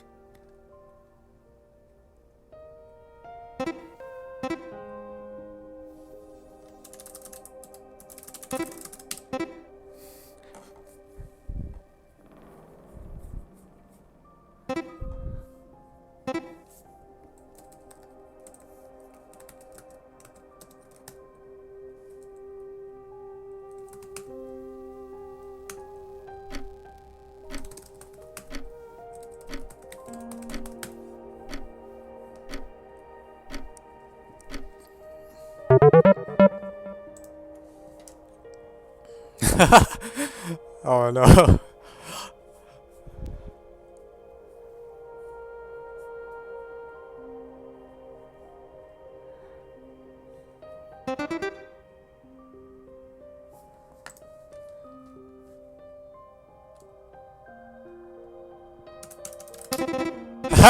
Yes.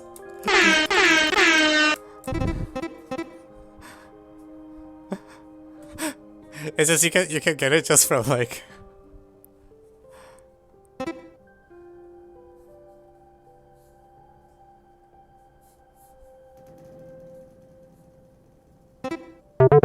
Yeah, you need to pick it. Well, I guess it's a birthday thing where like even if there's Pappas is journey.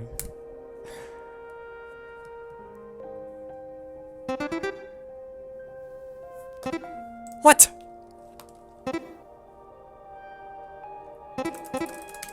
Oh, of course. Okay.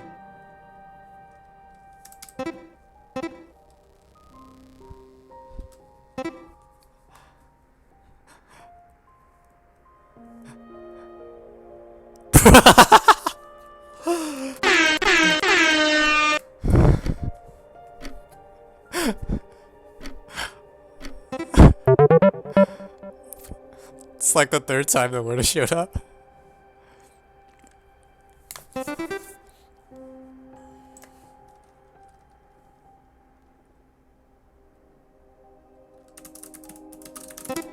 Oh man, I'm just a little behind.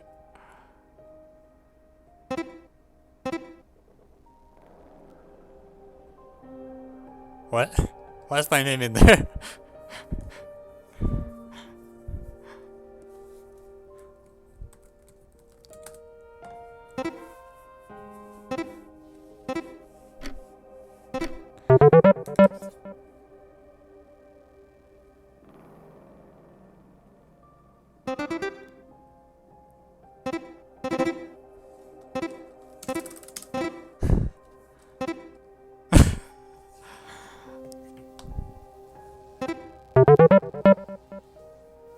Oh man.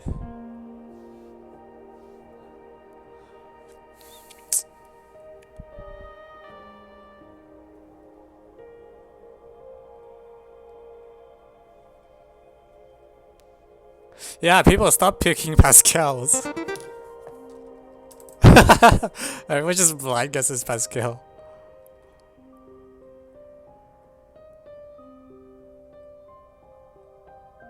Heck? Wait, what is this?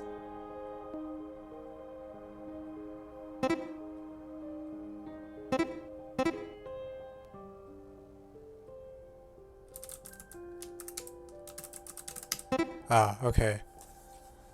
I get it, yes.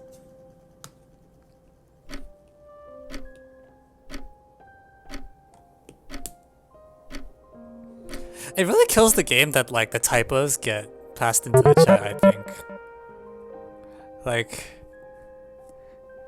especially when these things are so hard to spell.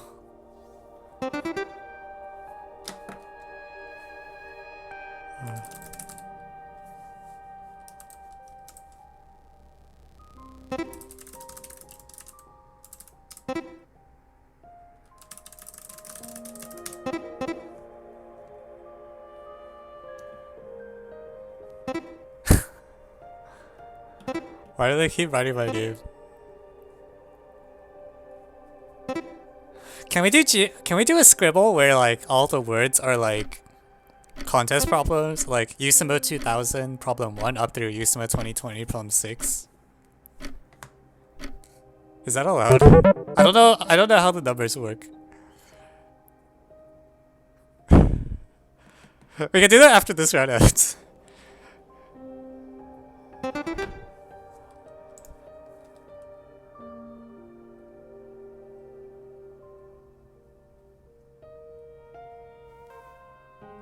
Huh?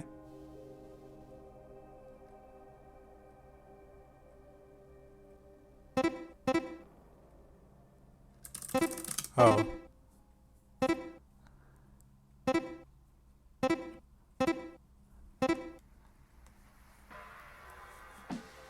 And the best part is if you make a typo, it doesn't...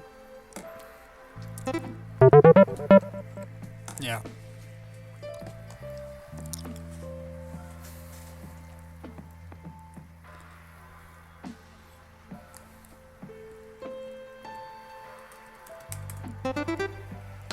Wait, what is the end condition of this game? Can someone tell me before I just end up playing this game for like 2 hours? What is that? Oh. Is there an S or not? Yeah.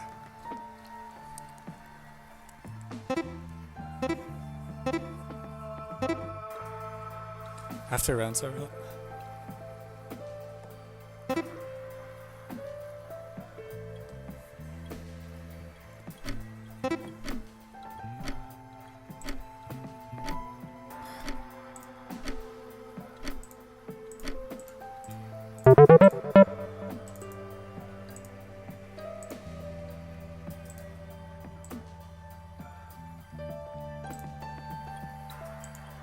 Invert me.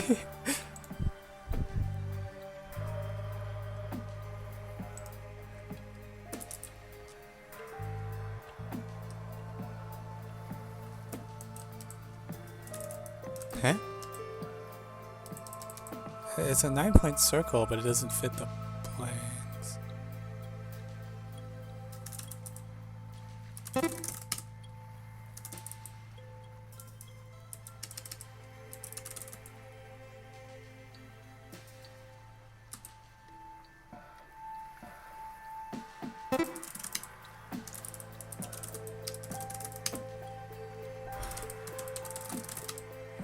What? Help. Box.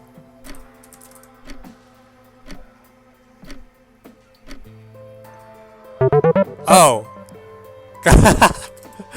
Oh no.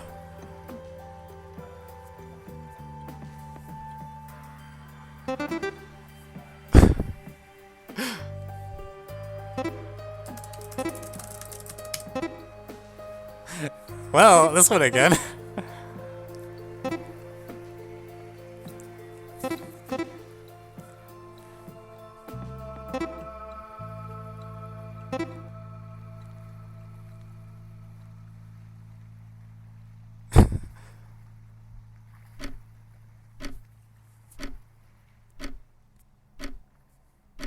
Pascal.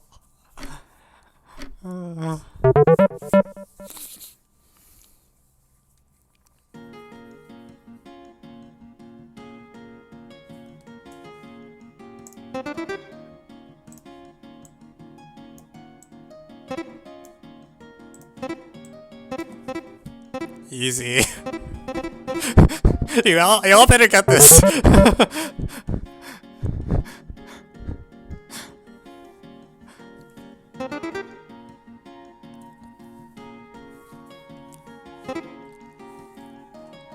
What?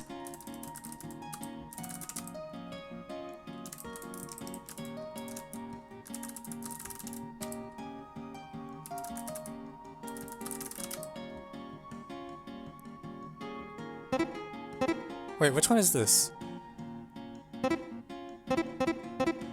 Wait, what?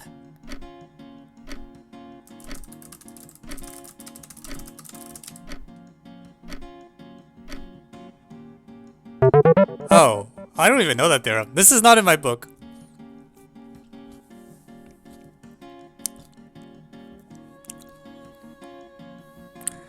Alright, third place, not bad. Alright, yeah, let's do let's see. Usamo. You guys want to do a Usamo one? I'll make a Usamo room. How about that? Create private room. Ah, why is there an ad? Thank you, Brian CGK, for 1040. Do you have preset? There's no way. What do you mean?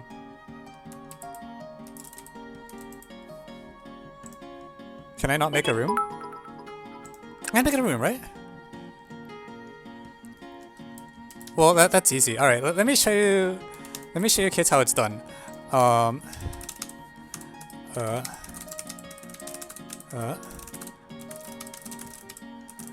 Vim. Oh, actually, that's not a bad idea. Oh well, too late.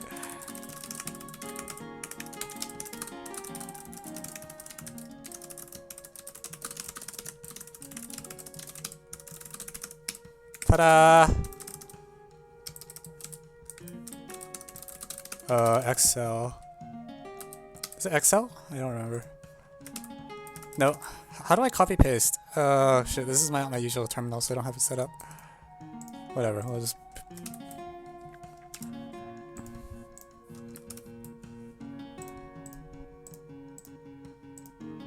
Does this look good? Has to be separated by comma?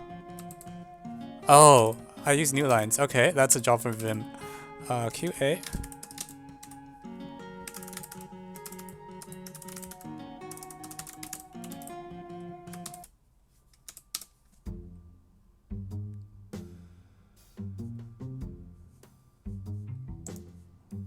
Alright.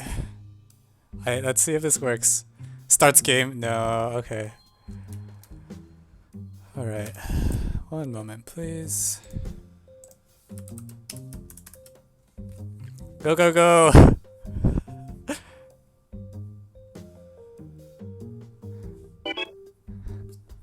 This is gonna be so silly.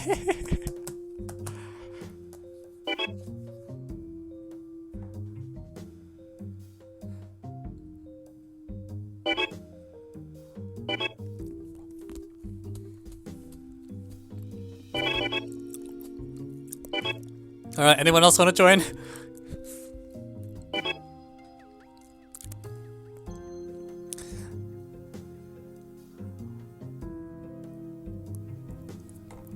Oh, is it 12? Okay.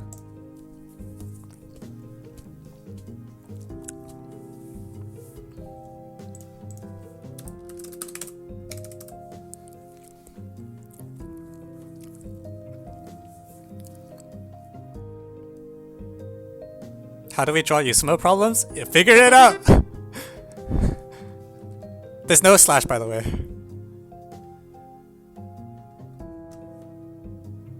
Do something! There's gotta be a rate limit, right?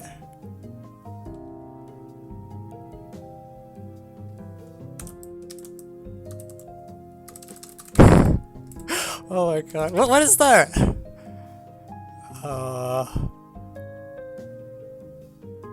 Oh! Got it!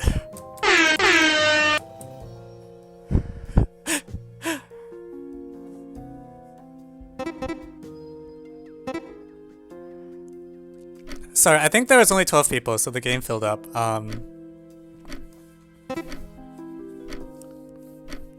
What? 2009? I'm so good at this game. Chessboard polygons.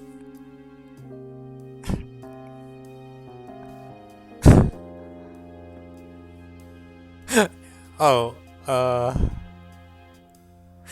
that's a lot of information if it tells you the digit 9.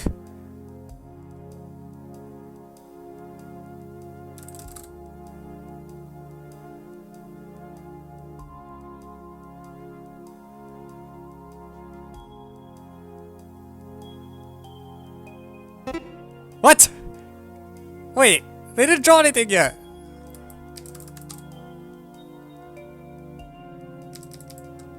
Hey, freaking draw something! What? No!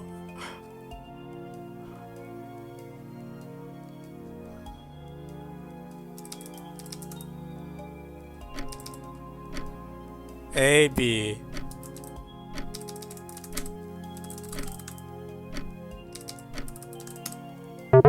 Oh. Oh, come on. You can do better than that.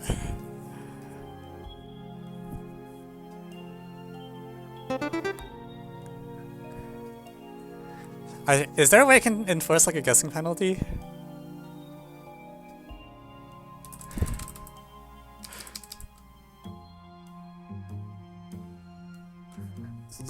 Please draw!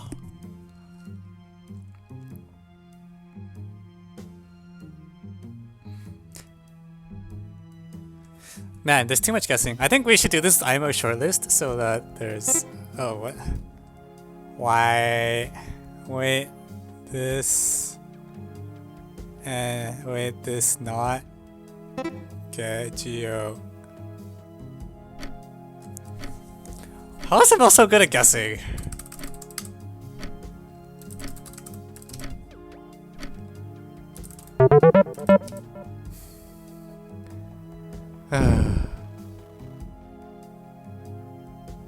But like, I can't guess the word if you don't draw anything. Like, you need to draw something for me to have a chance of guessing.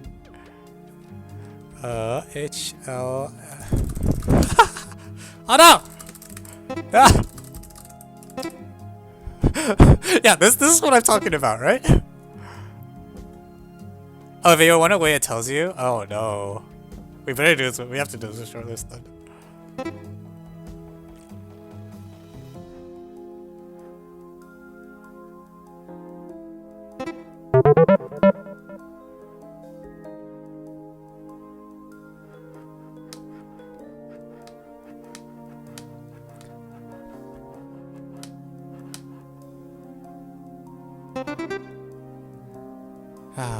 That's there.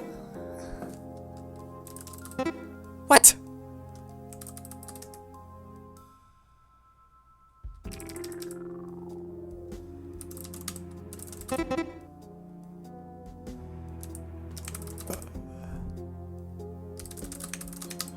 Oh. I should know that one. Yeah, no. People are cheating. You can't just...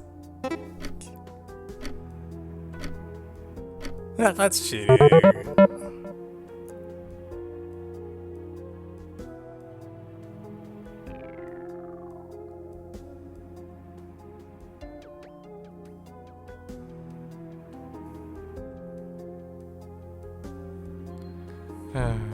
What's the point of playing Scribble if you're gonna...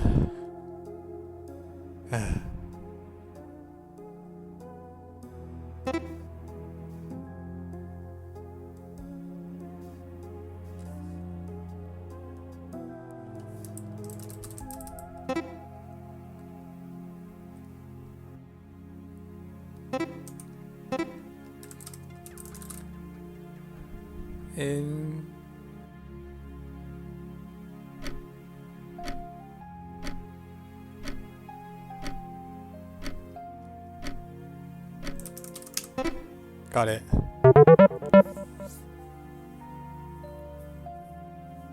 I think you just draw root x minus 1 and that's good enough.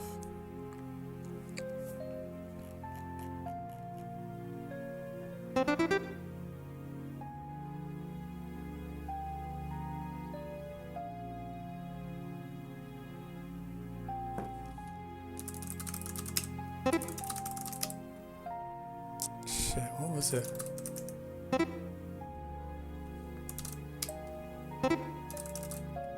What is this?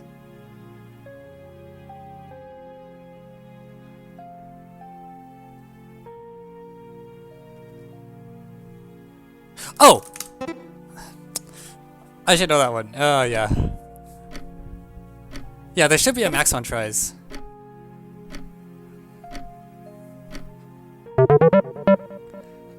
Well, surprisingly, I am not losing too much, despite the fact that everyone else is cheating.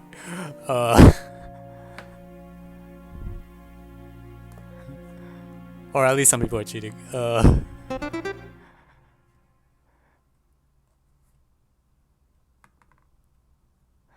Basically what happens is if you're close, like within one character, it will tell you, so you can just, yeah, like people are getting it before the...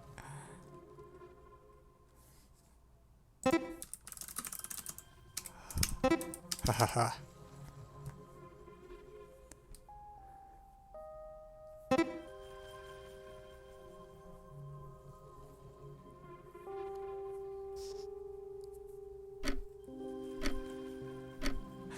Yeah, what's a way I can... What if I make the problem number repeated a bunch of times? Is that... That will block the guessing strat, right? Oh, wow, it's my turn to draw.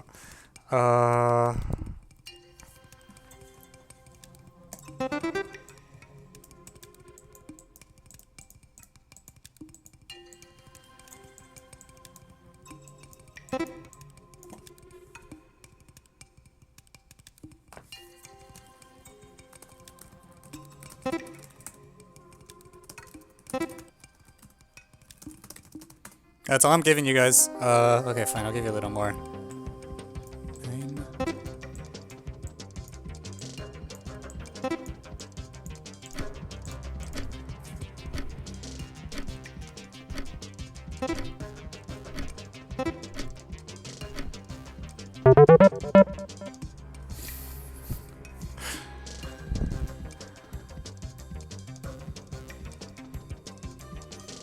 It's getting too hard.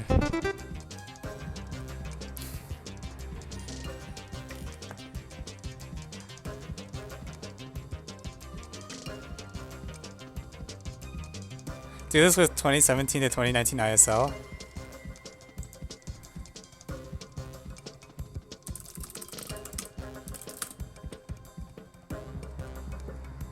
Oh. Yes, that one.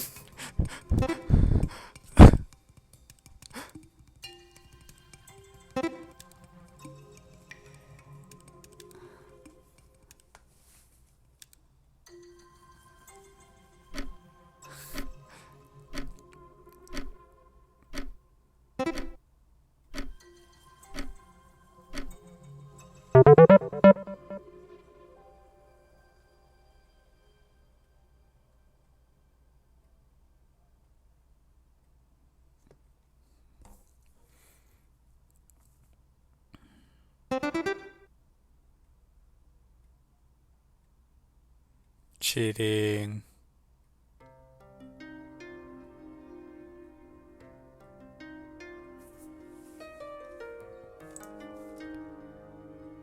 A in... What? I can't even read that. A in...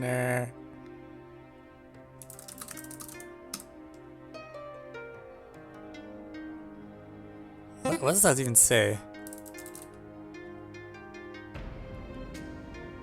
Oh. Is it that one? Okay. Got it.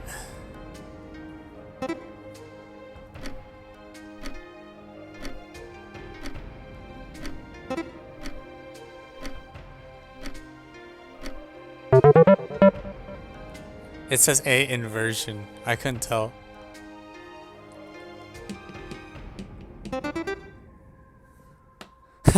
Stream delay, yeah.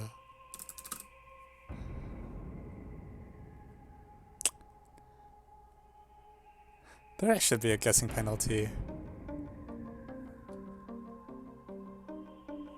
What does that even say? What? Oh. Hahaha.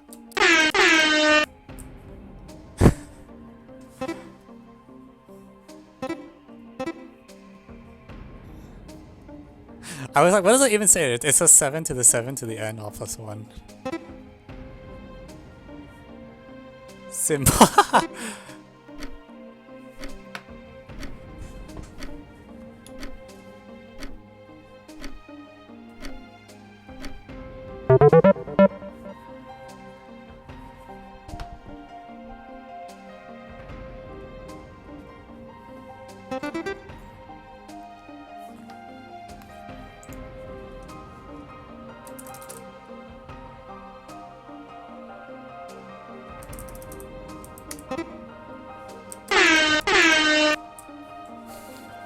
I win.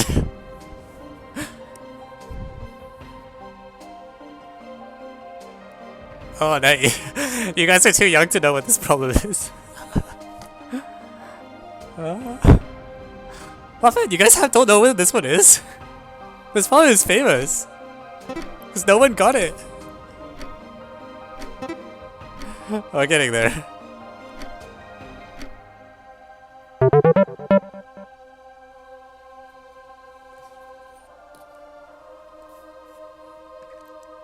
Yeah, I think this works better with shortlist though, so that like you can't just do this guessing strat. But there will be a lot more words that way.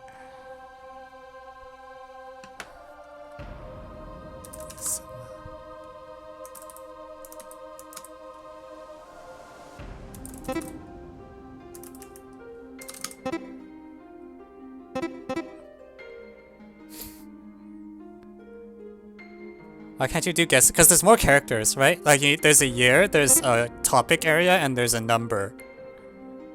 So the shortlist guessing becomes, yeah.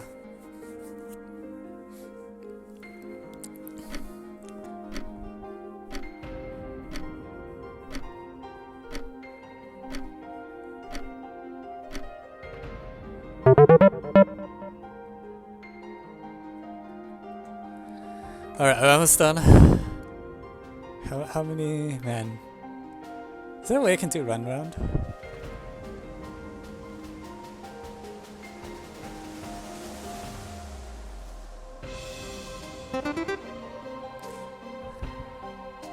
Is it possible to prevent close hints? I will check. I didn't see I don't remember seeing a setting like that. What? Ah! 3P, okay.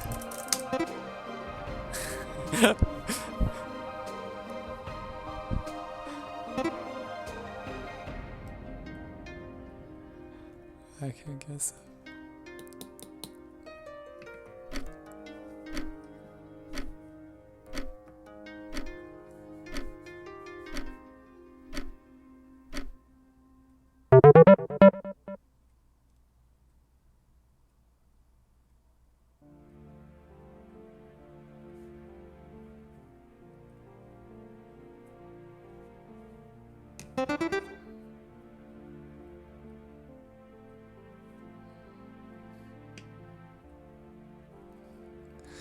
Da da da.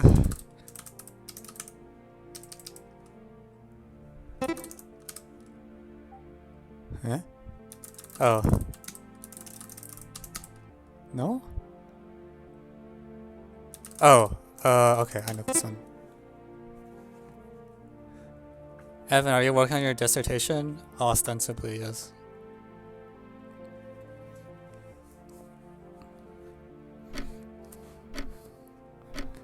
This is actually so much fun though.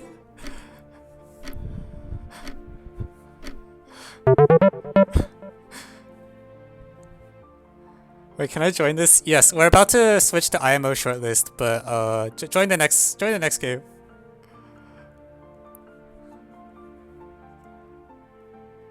Yeah. Well, I'll make a new game once this finishes. Well, you can't join. Yeah. I'll make another game once this one finishes, and then I'll put the link in the chat. If it's IMO shortlist, I'm leaving.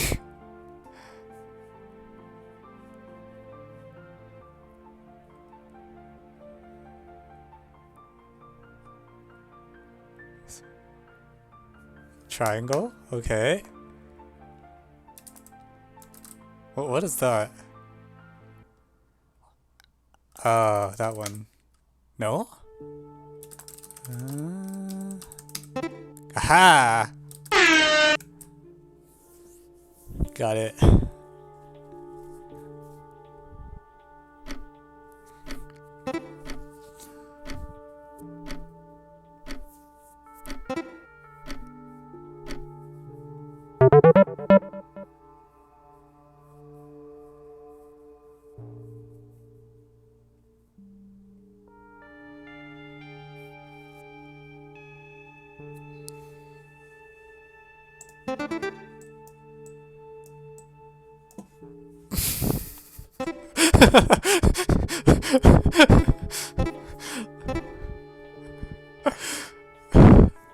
Dude, I love this game.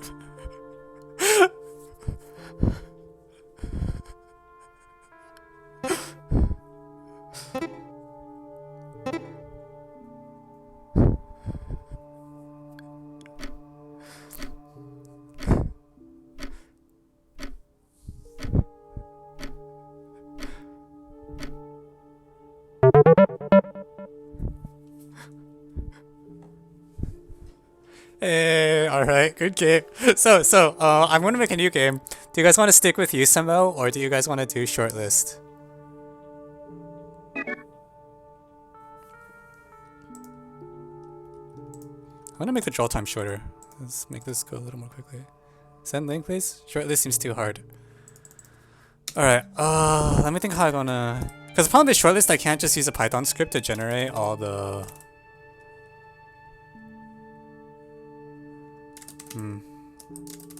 Alright, so give me a moment. I'm gonna do my best. I'm gonna actually just pull my database for shortlist problems. And then take the most recent runs. One moment, please, while I set this up.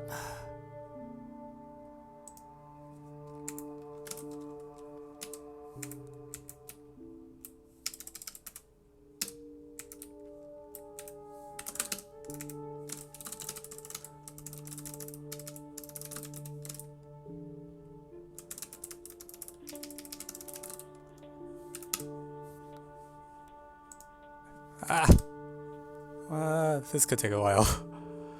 Alright, well, how far back? 5 years is too long. What if I go back to 2010? Is that okay? How about 2010?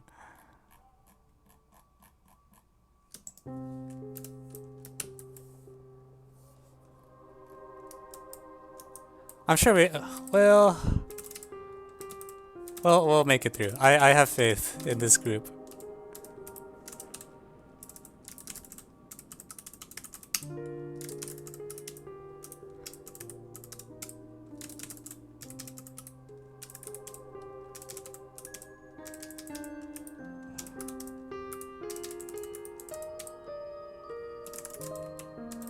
Alright, this will be like a subset of whatever happens to be in my database, which I guess means I get a very big advantage, but, hahaha. I'll take the excuse to make myself look cool. Alright, so, I'll paste the link in the chat again.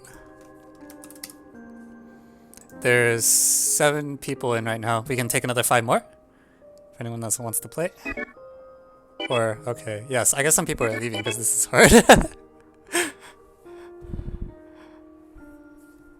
This is a good IMO after party, don't you think?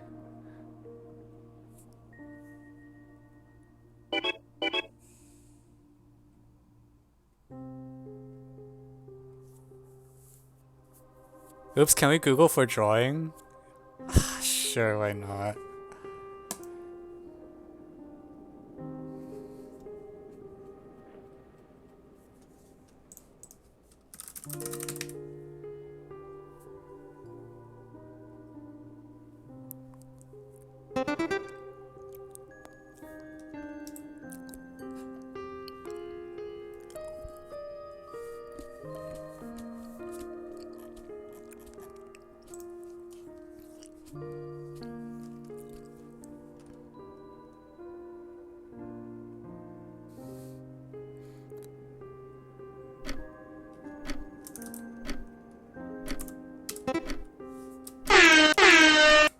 I'm so good at this.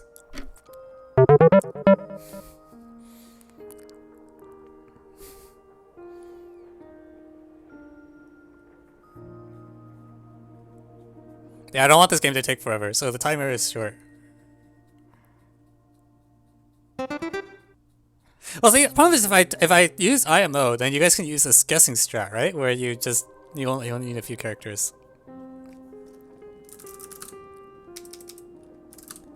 Alright. Make your guess. Draw a picture! See, some people are doing the guessing strat.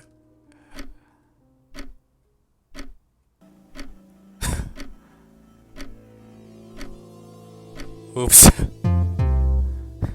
Well.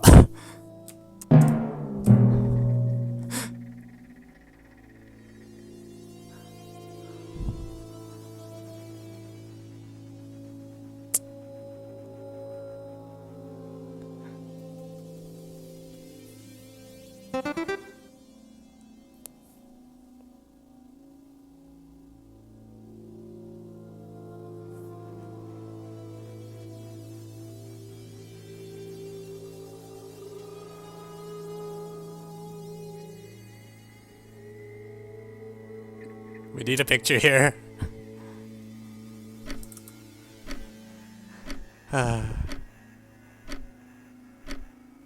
Maybe we should have stick with these, but it sounds like people don't know the shortlist well enough. Yeah, this might be a little too hard. Oh wait, no, the number of people just dropped though. Amazing. Maybe we'll get through this. 20... Oh, never mind.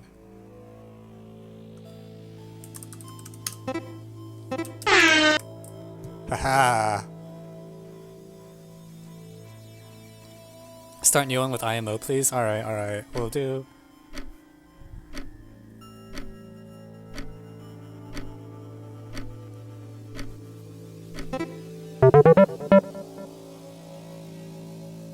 Or do math config theorems? Well, then I need to generate the list somehow.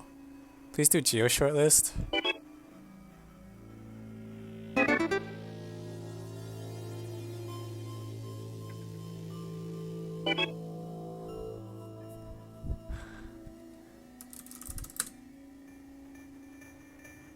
The heck is that?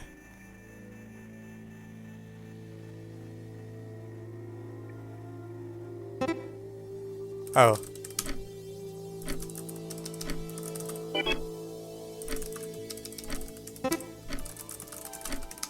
Oh, I remember. Okay, I'm off by the year. Right, so if I type this on Taiwan TST 2014, it should be shortlist 2013. Jeez.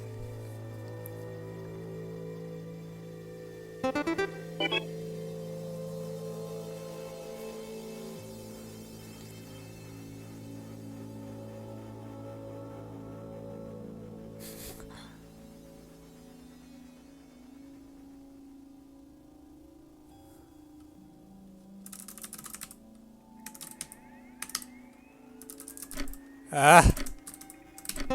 There we go.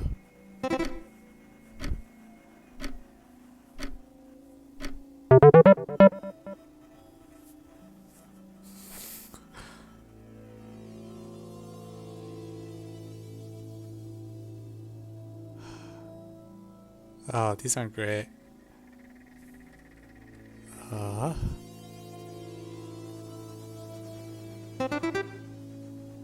I guess it just picks for me.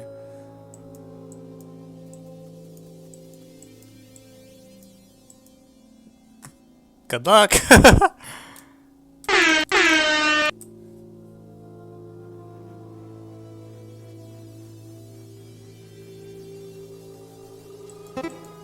See, someone got it. Yeah, see, this is reasonable.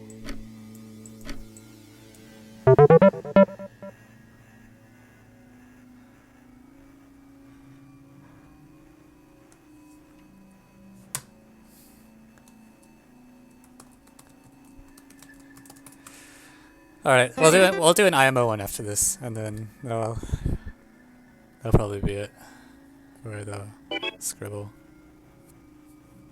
I do think it would be really fun if we got like a list of like scribble words, but it takes a... Oh, I can't rejoin because the game started?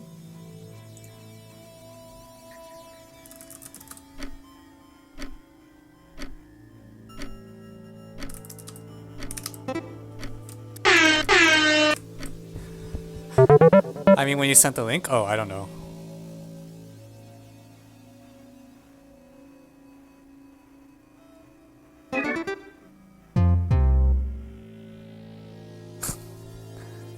The drawer left, alright.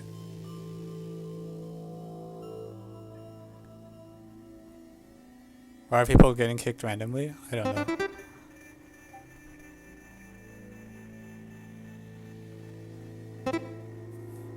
What? Wait, what is this? Oh. Shoot. Okay.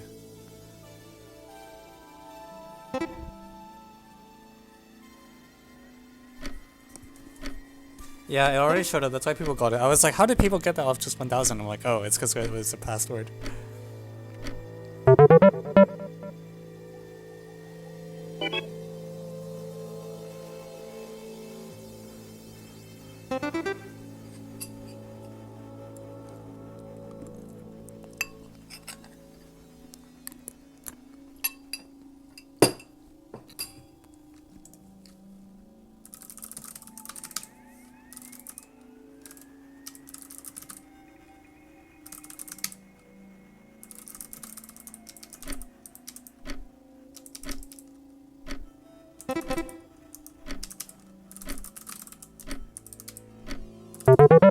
Oh. Oh shit, it's that one! Oh no!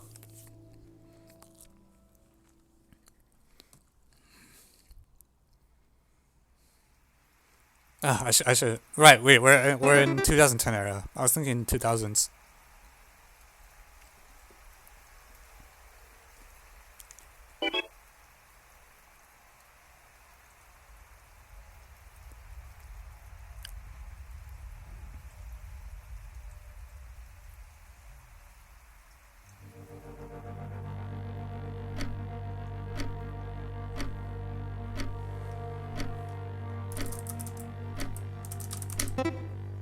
Nice.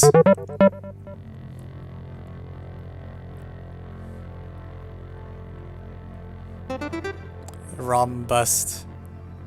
It's not actually the rhombus. That was. Oh no. Shoot, which year was this? There we go.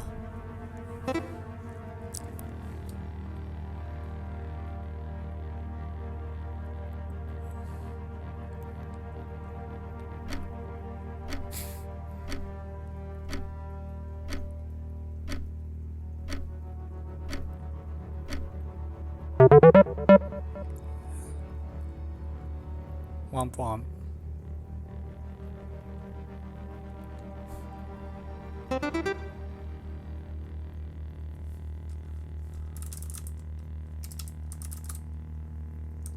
Ah, no, I did this recently. 20.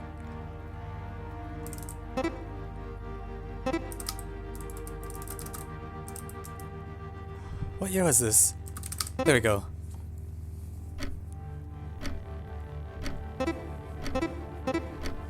Did you mem the ISL on purpose, or this was a little good memory? I don't memorize it on purpose, no.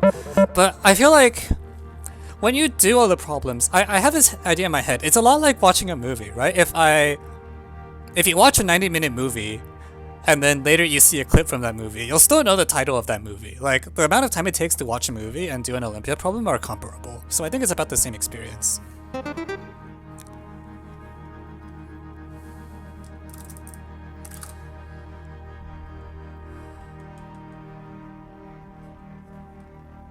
Alright, let's see.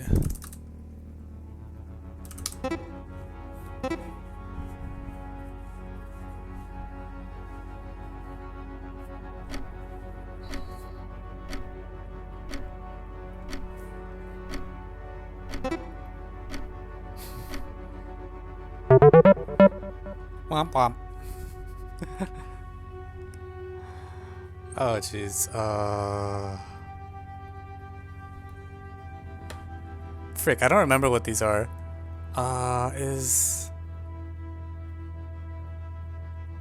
Frick, I don't remember any of these. Well, I guess one got picked for me.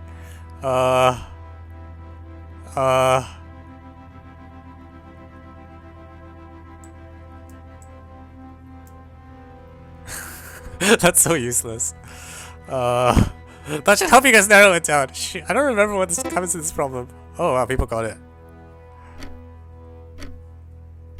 Here. I just remember this part. Sorry.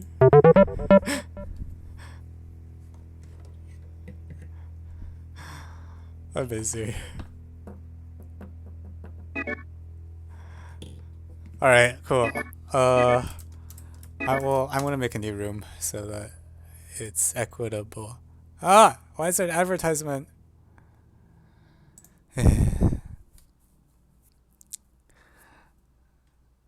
ISL is more fun than USMO. Well, I think we're doing IMO now. So let me get that set up. So I'm trying to think, do I trust people to just not do the guessing strategy, or should I? There's a thing I can do where I duplicate the problem number and the year number a few times so that it breaks the guessing. But that seems like not elegant. Just don't worry. Alright, cool. I'll trust people to not cheat. Has the link been sent? No, I haven't even gotten the words yet.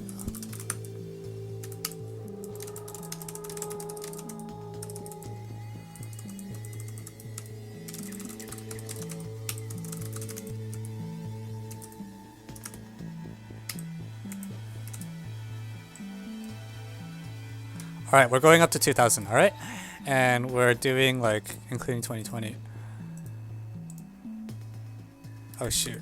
Right, this is where I have to insert commas everywhere.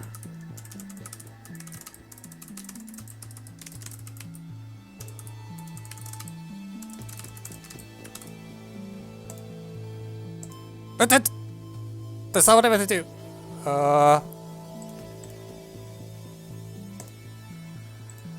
Alright. Come, madam. Yeah. So please don't cheat. You know, your guesses should actually be guesses, and then if you pick up a hint, that's fine.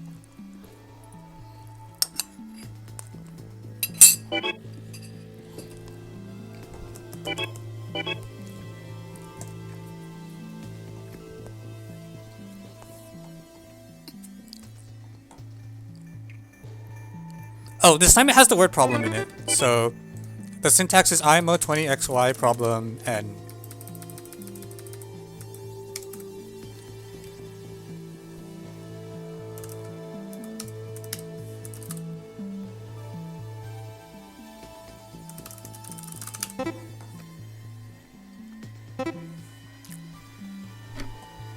You know what? I'm gonna reveal.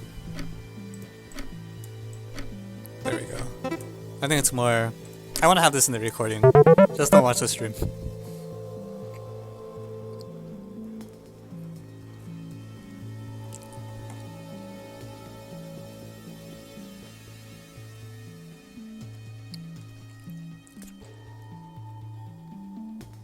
This goes up to 2000.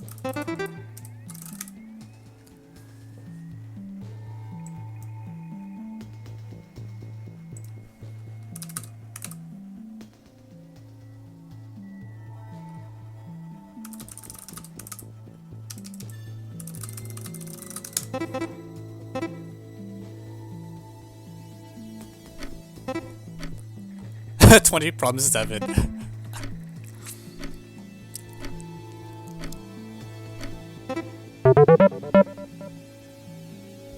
Well, actually got it for me. Nice. Are you eating rice? Yes. As a matter of fact, I am eating quote-unquote dinner.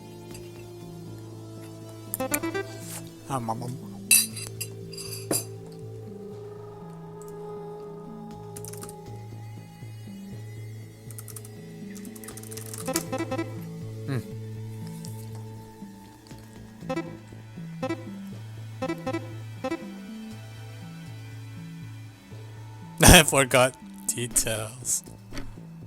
Oops. It's okay, we can tell what's going on.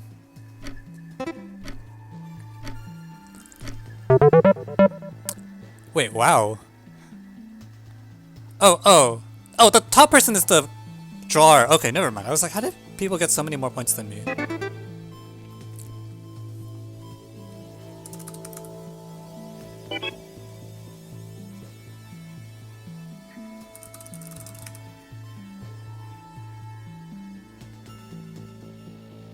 What?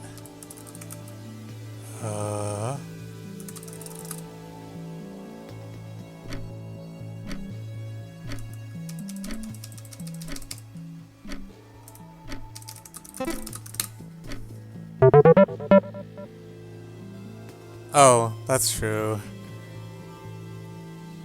Yeah, that's fine. Yeah.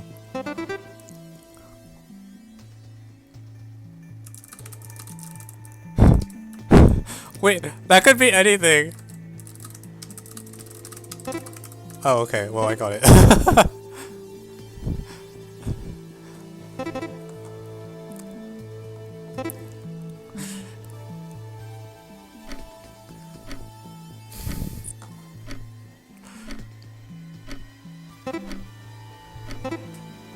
This was such a good idea.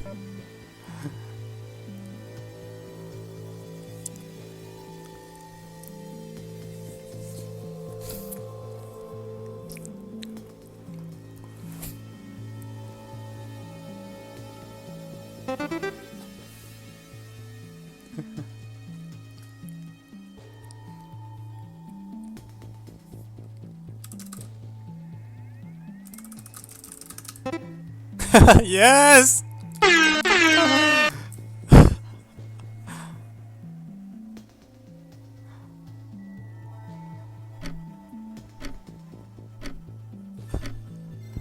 This is draw the character lambda, you can get it.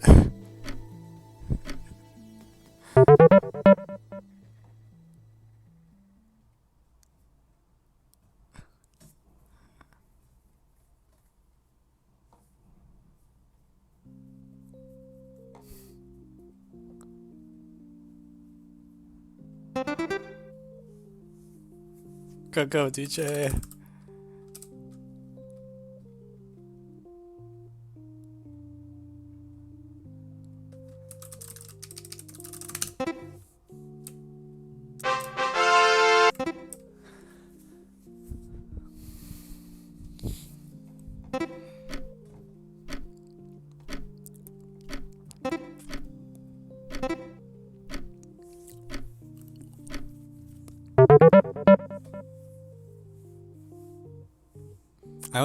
I think problem 3 on IMO 2008 is quite good. I don't remember. I think 1 is good too. I don't like 2, but that's a personal preference just because inequalities are like.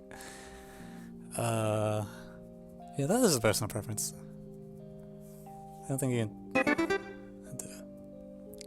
Alright, let's go. Oh, that's true, yeah.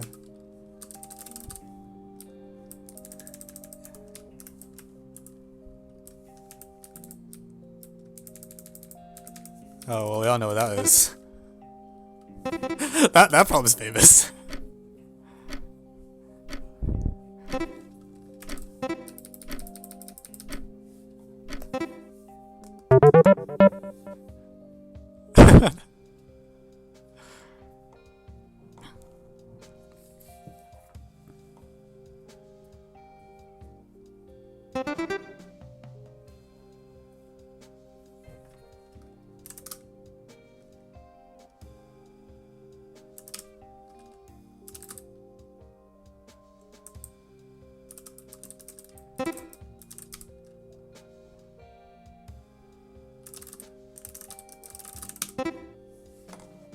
Yeah, if you just write FE, it's not even an FE, it's like a functional inequality.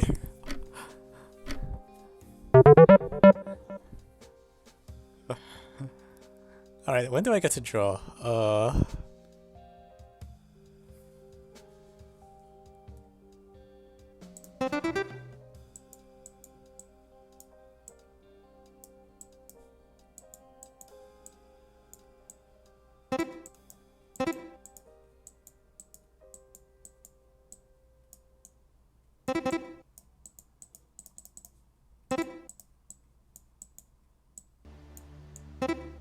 I hope I'm remembering this right.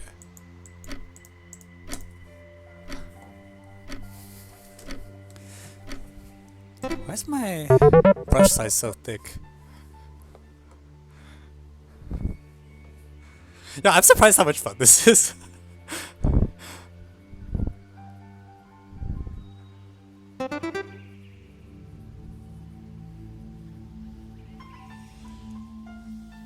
Round 2. Oh no, it's a triangle geo. I actually think the geo is not this easier than the non-geo.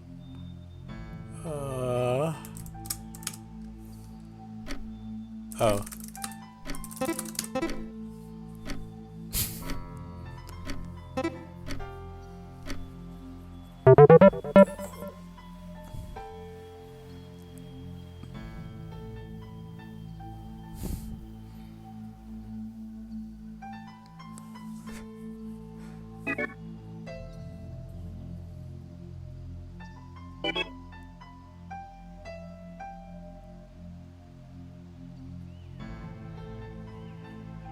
Oh no, I'm sorry to whoever got kicked.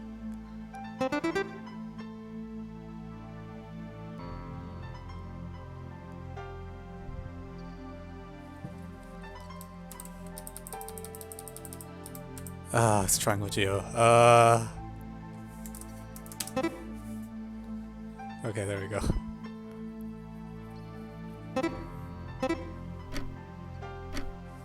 Yeah.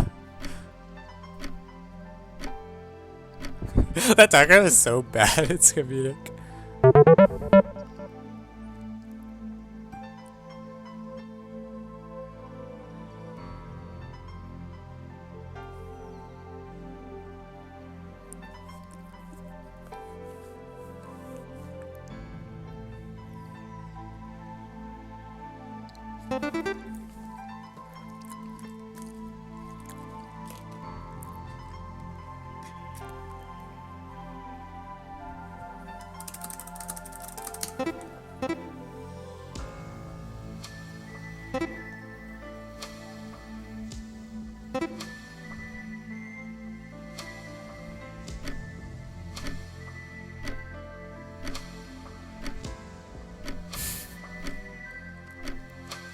Shabatarov density. How long does this round have? So I think everyone draws once, which means, or sorry, everyone draws twice. There's 12 people, so it should only. Wait, yeah, that shouldn't be that long then, because I set the timer to 30 seconds. Should be like 20-minute games ish.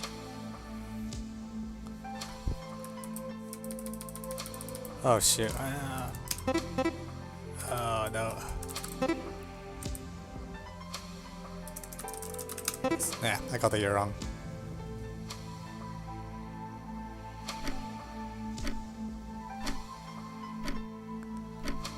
Any condition.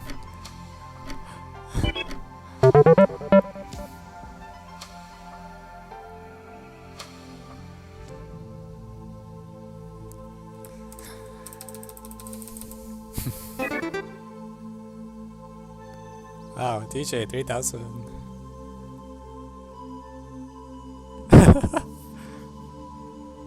Mem game too strong.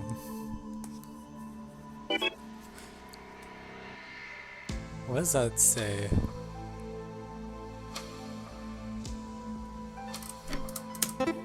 Okay.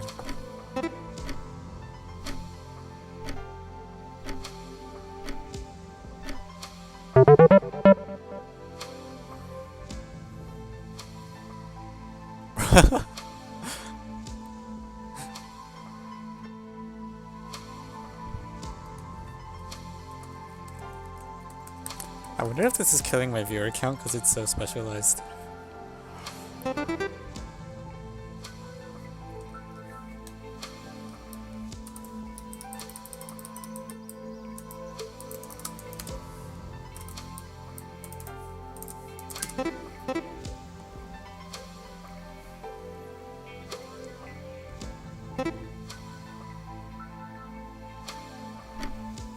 Actually, Evan, do Usamo?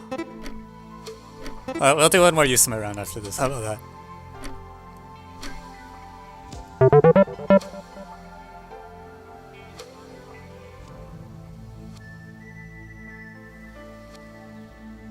You don't know any Usamo? Oh, sorry.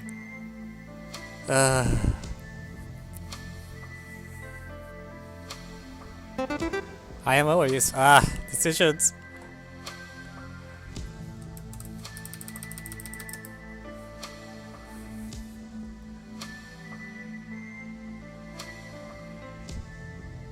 E, F, every integer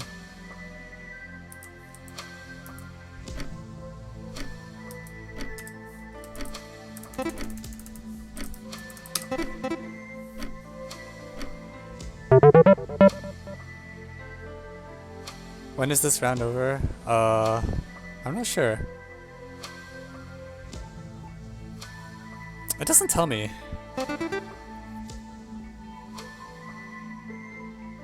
I had my cursor on the eraser. Yeah, I was wondering why it was taking so long.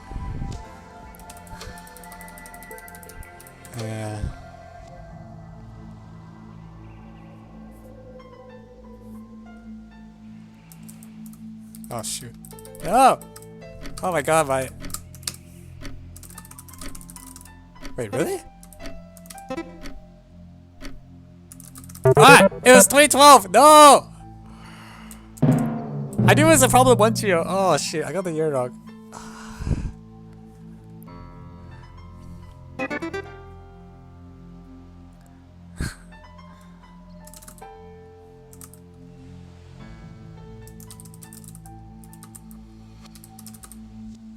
What? Oh.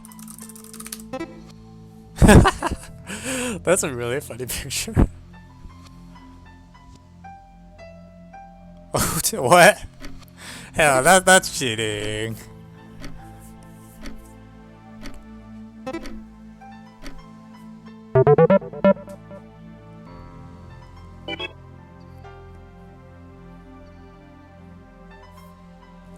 Oh jeez. Oh, these are not great choices.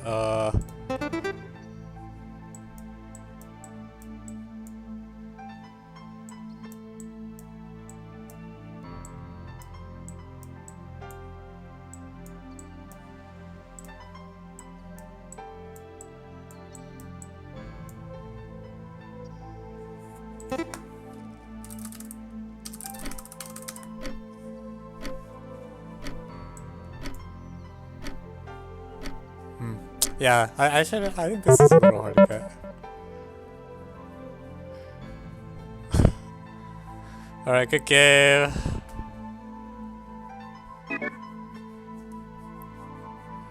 Okay, so what's the decision? Do I do Usamo or IMO? Or I could do both. I could do both. Just have Usamo and IMO. I'll do both. How about that? We can compromise.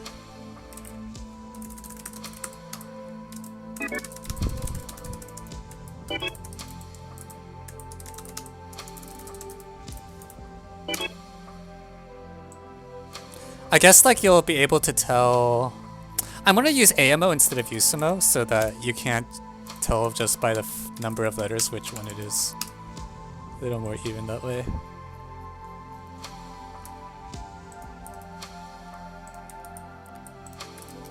Okay, so same link. I'll put the link now for anyone that wants to join. So the words will look like.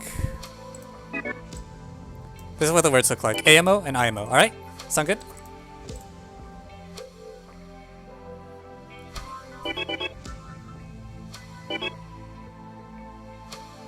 All right, everyone in. All right, let's go.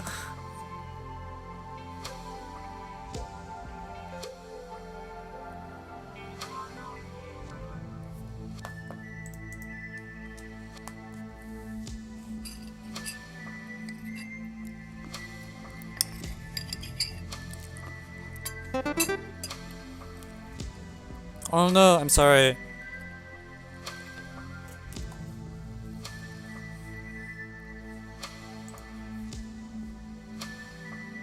What is that?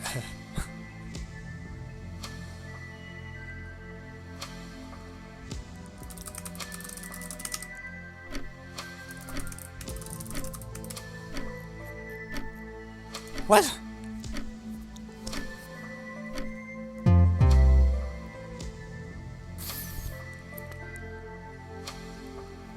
Okay.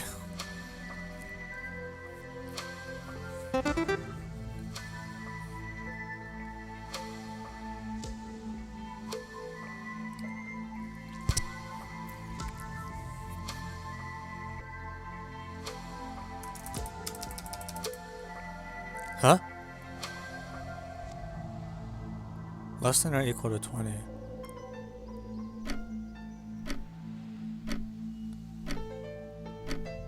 Oh. Oh no, that's not fast enough. Wait. Also, that's not even the right problem. That's only problem 5.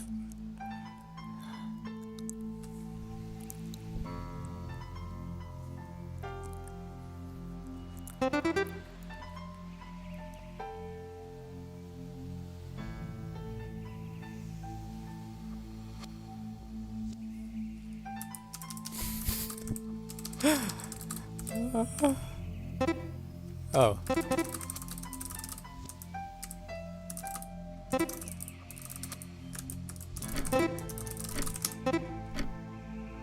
That's ambiguous. That's. You should say which bank. I'm indignant.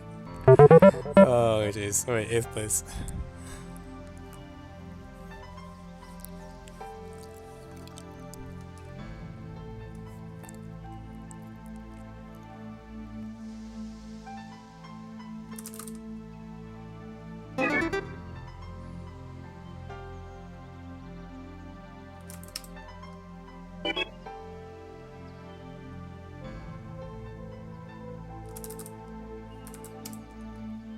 writing.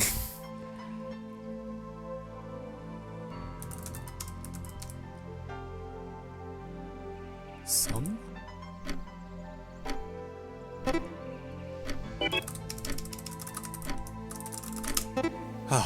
Barely got it.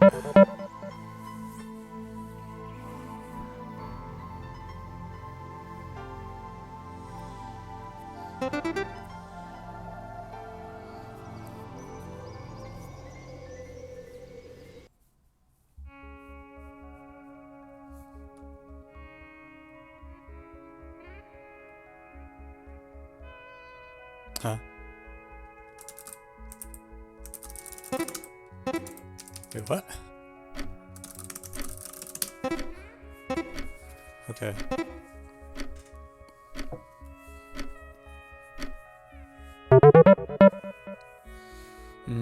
I'm losing.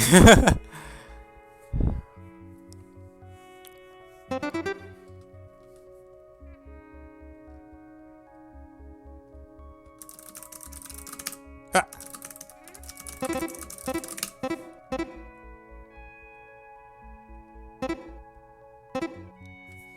This should be a 3, I think, not a 1.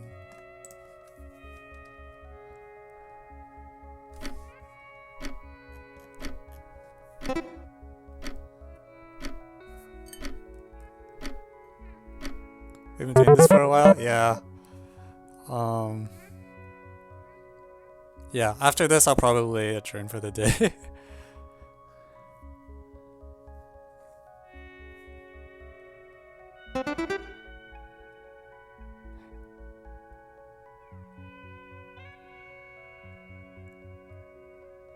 TST.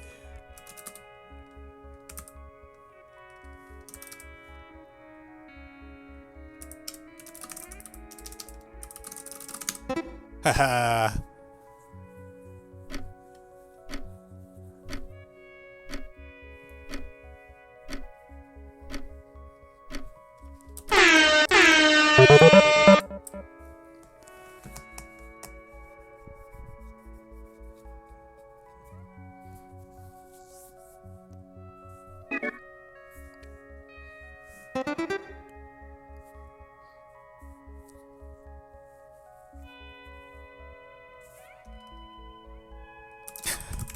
Oh, we all know what that one is. I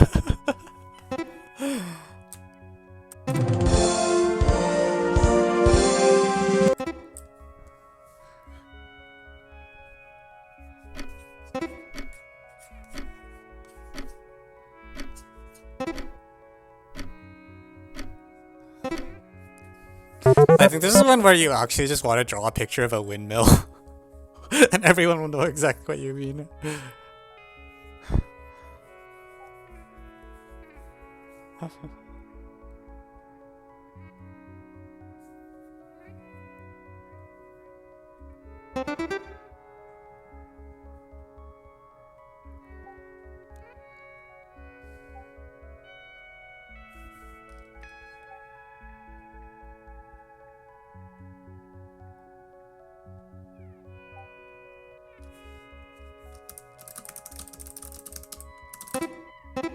Which one is this?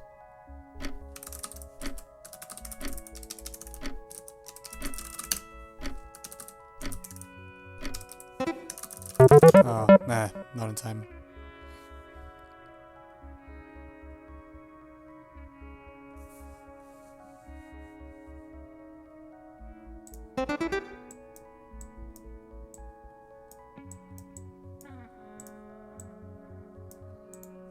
Oh shoot, this should be a single edge.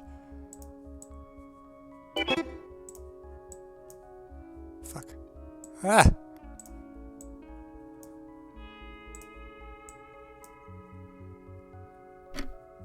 I don't think that's how this picture's. I'm sorry, I messed this one up.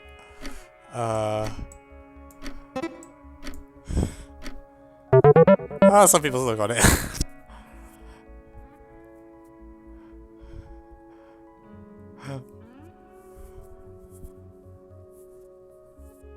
But yeah, that's not what the picture actually is supposed to look like. Oh well.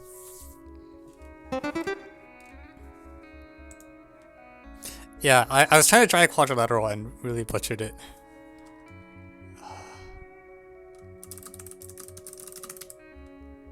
What?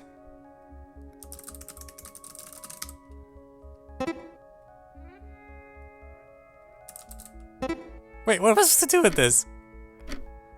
F-E-N-T.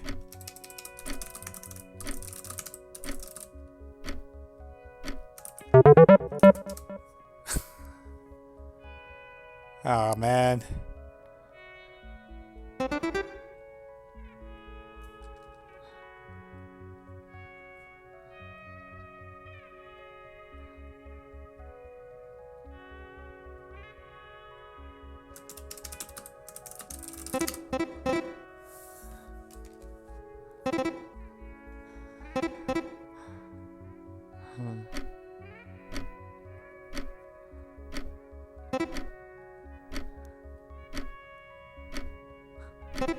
Oh yeah, this is DJ's problem, right? It's like, yeah, it's my own problem.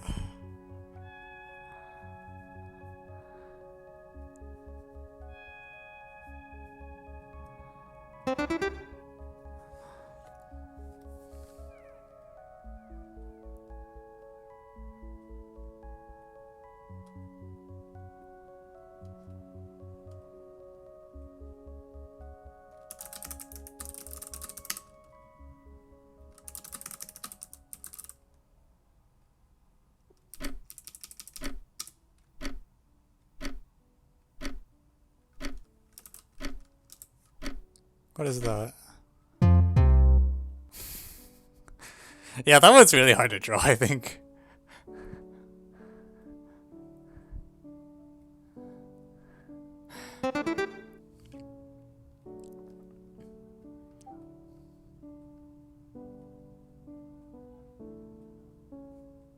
Was that a nonce problem? Yeah.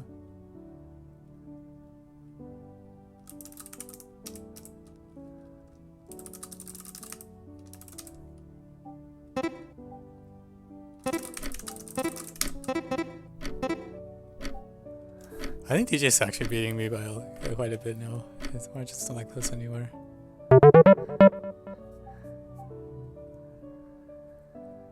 Oh man.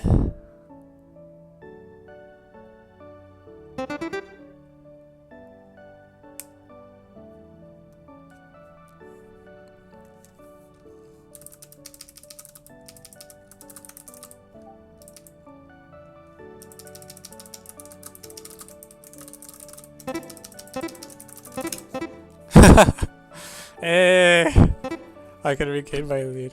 I should just have the word problem in my... Yeah. Put problem in clipboard. Oh, I'm still losing by 25 points to DJ.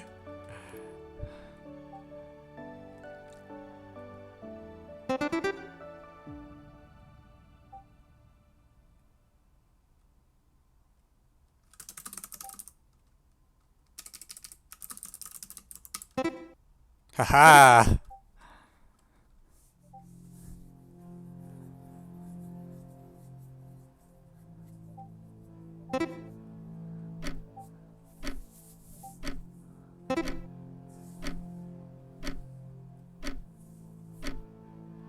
I'm surprised that's how you draw it, actually. I don't think that's correct.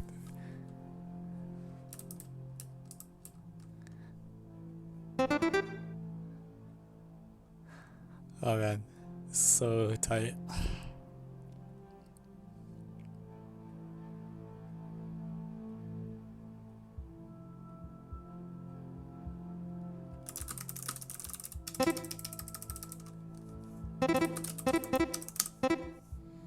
Ah, shoot.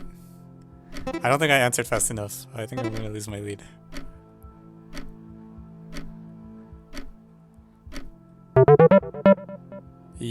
DJ's back in first.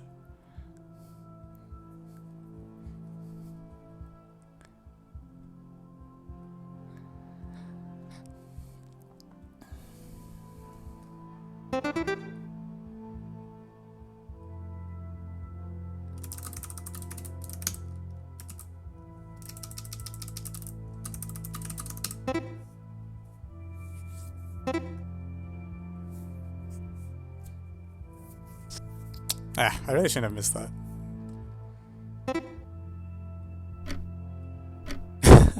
DJ! There you go.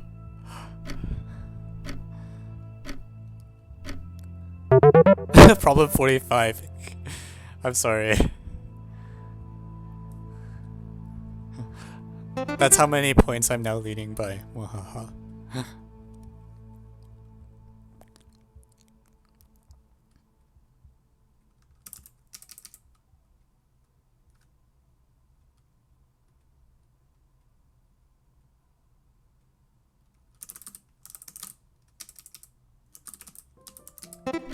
Wow, really? Okay. I'm surprised that worked.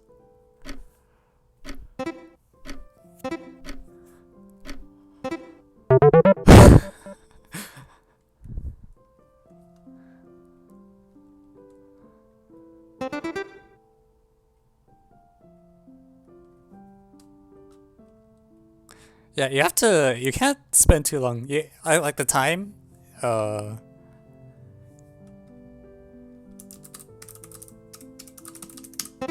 Haha.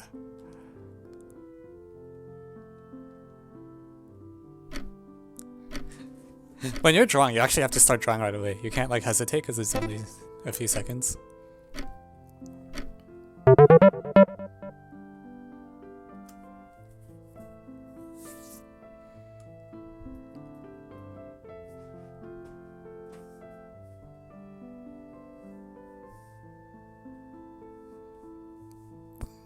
Can we play one more for the people who couldn't play? Okay, okay, I'll do one more after this. How about that?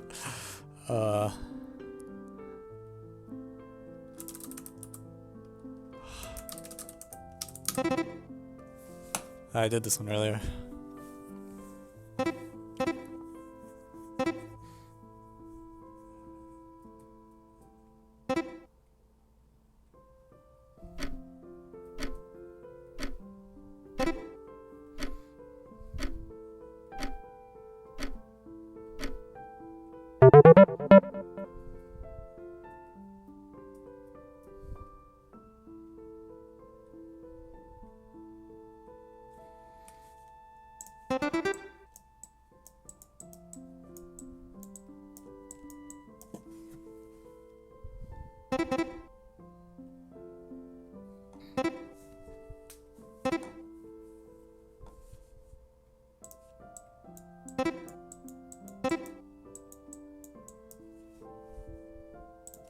People not know this one? I thought this one was really famous.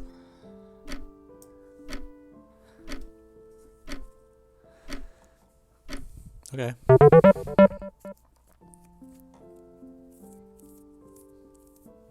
Alright.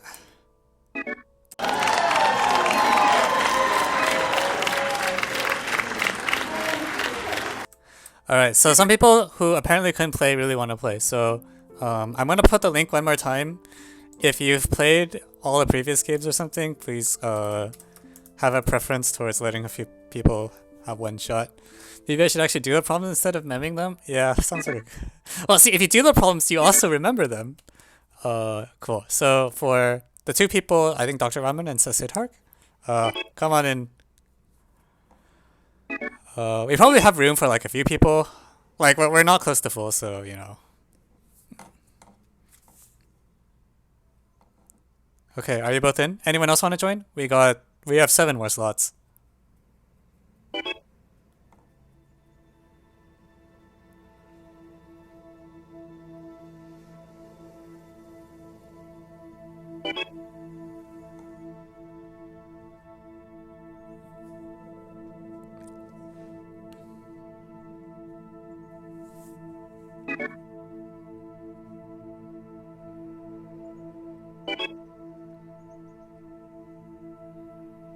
Anyone?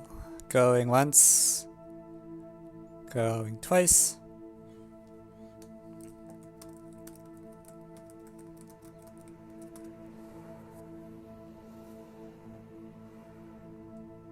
Okay, let's go.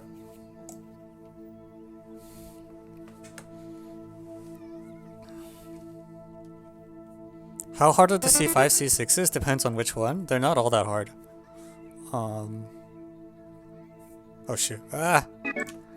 AI. QI? Is that QI or AI?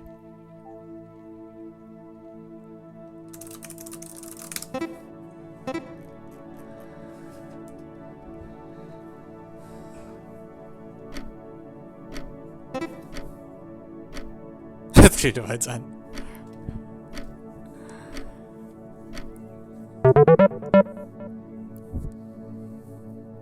I didn't realize DJ wasn't playing.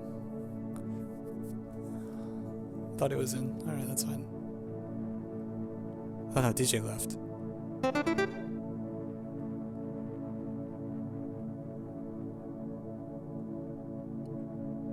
Didn't realize I was still on.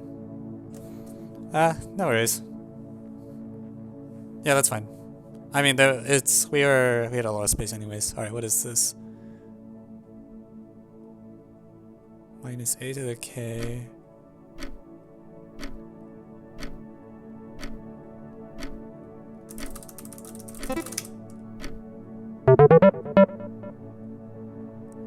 Oh, I don't think oh, that's a 2. Is that a 2? Oh, okay, fine.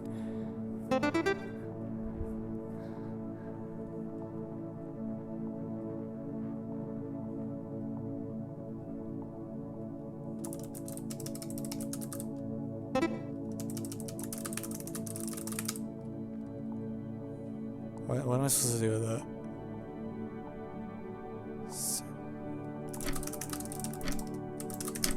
Oh, now you say that.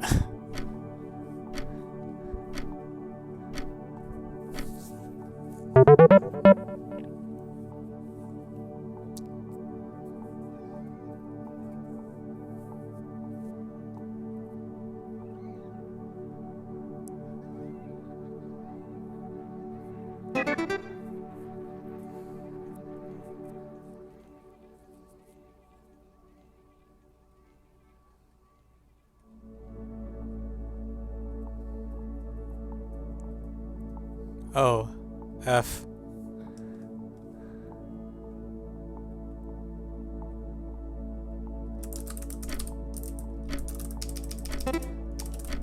Ah! Oh my god, I can't type.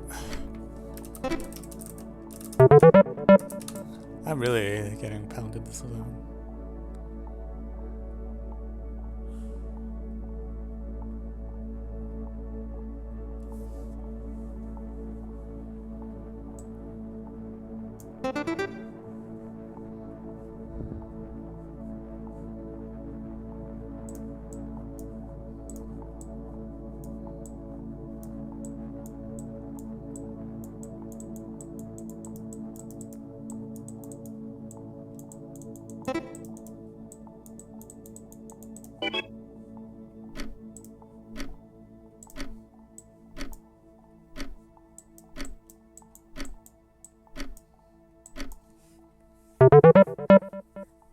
I'll take it.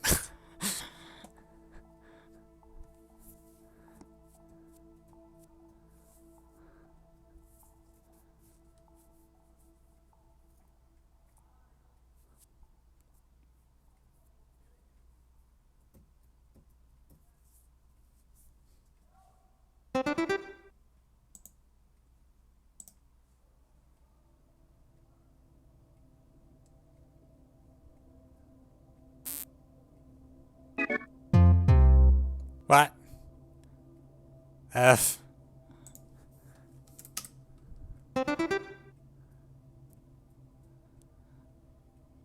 Snake.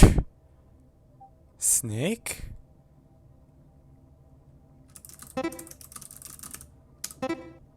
What does that have to do with this? Oh, okay. I see why it's called snake.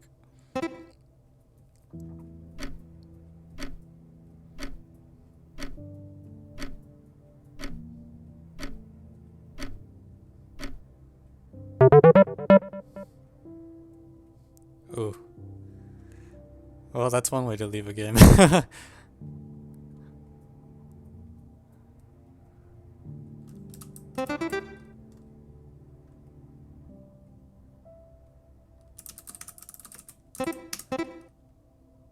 Not fast enough.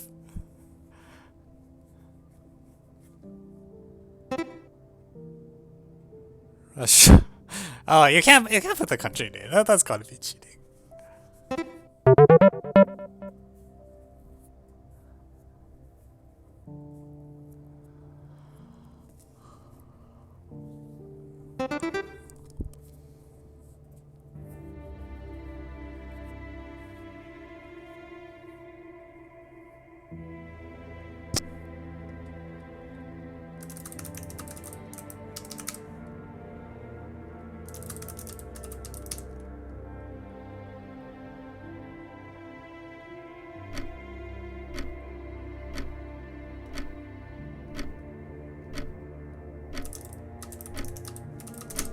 No! Oh, actually I wouldn't have gone in anyways. AXYZB.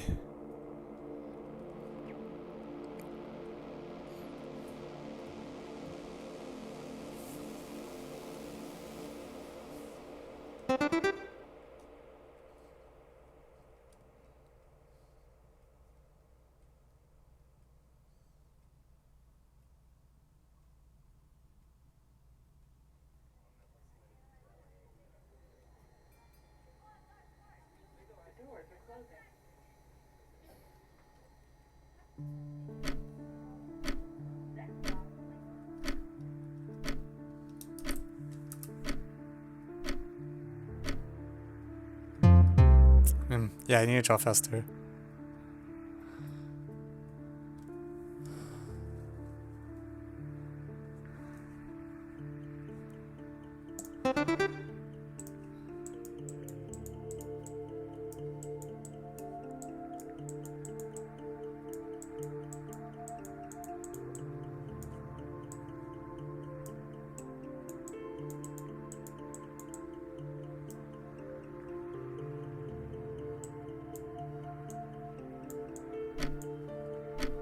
Oh shoot, I got the Yurok. I'm so sorry.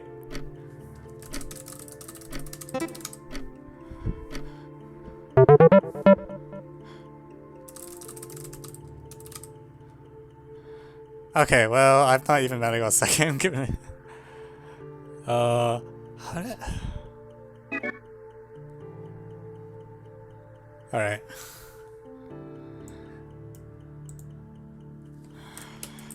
Okay, hope you had fun. Wow, that happened. That was a disappointing way to end, though. Drew the wrong problem. Yeah, 2018 I was a DDIT, yeah. 2018 and 2019 I can't distinguish in my head anymore. Like the 2 years feel the same to me. Somehow.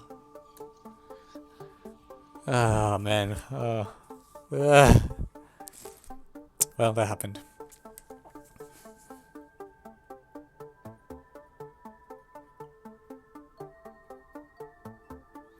Mo's of 2020. Wait till the scores. I'll have more opinions once I see the statistics.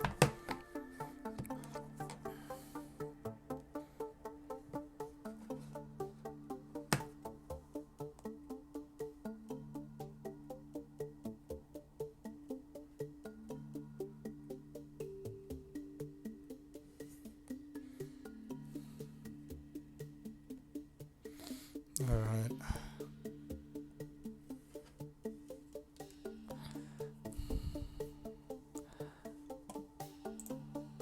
Fine for FE.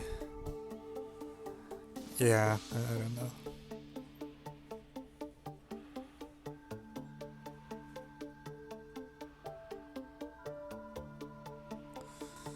Okay.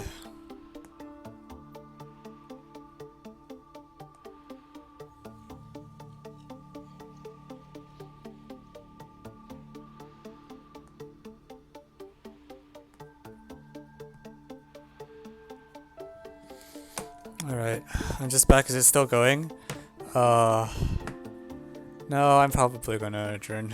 I actually need to wake up at a reasonable time tomorrow because... See, the thing is, I'm coordinating, but I'm from the US, so everyone else is like ahead of me, which is why I'm able to stream now, because all the other coordinators are asleep. But the opposite problem will happen real soon, where I want to be awake as the coordinators in Europe, but I'll wake up. Otherwise, yeah.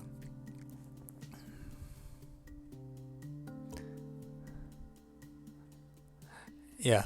But yeah. Okay. Anyways, man, I really botched the IMO review though. It's like I still don't really know what to say for a lot of those problems, to be honest. It's just like have faith or something like that.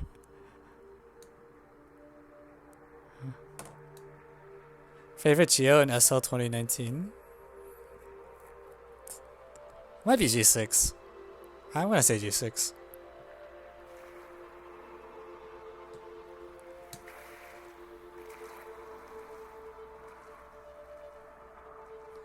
G8. Oh man, I really didn't. G8's just not my kind of problem. I'm just like, I don't like cases. G6 was the most synthetic one. It was the one with like angle PIQ plus some other angle was 180.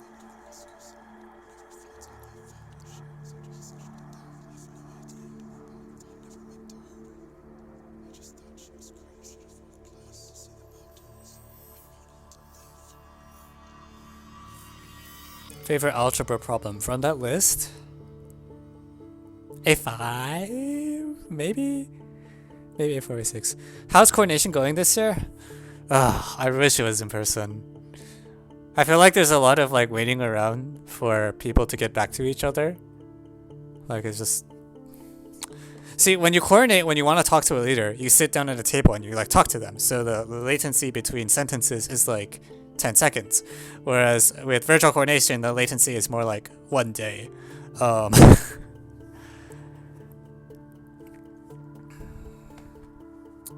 Yeah, also like, yeah, there's just sort of been a lot of like waiting. Why does IMO want to release all days at once? Like, why did they ask to wait for day 2? I don't know. Probably just a precaution. I think they're right to be more careful this year just because it's online. No one really knows what's going on, so like err on the side of being careful. I don't think that's that surprising. Modes of 2017 G6? I have no idea. Once I figure out how you actually do it, I'll rate it. Which I hope is never. Yeah.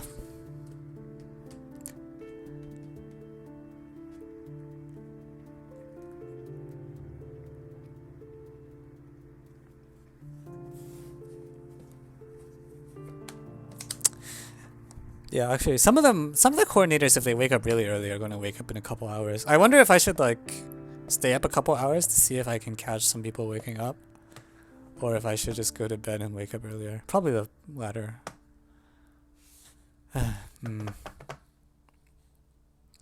Do you know if when shortlist numbers come out? I don't know. I haven't even seen the shortlist this year. It's not. I don't know exactly what the situation with that substitute shortlist is.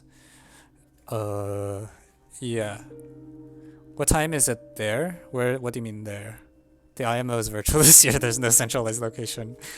What were your favorite parts of 2020 IMO? I mean, I didn't get to do very... Oh, where am I? I'm in Boston. Local time, you can see in the lower right. I don't know, I didn't get to do very much. I tried the problems, and then I read a ton of problem 5s. And I'm waiting to get back on various problem 5 related things. Yeah. Honestly, like for me, the most fun part of the IMO is like doing the shortlist, which didn't happen this year, so that was kind of sad for me.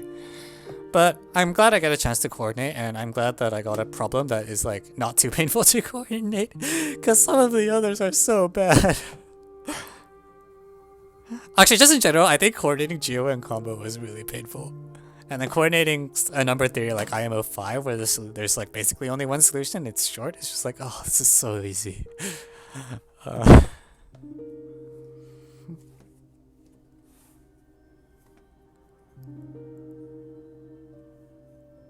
Have you ever written a problem from the shortlist? Yeah, 2016 G2 and 2018 A7 are my problems.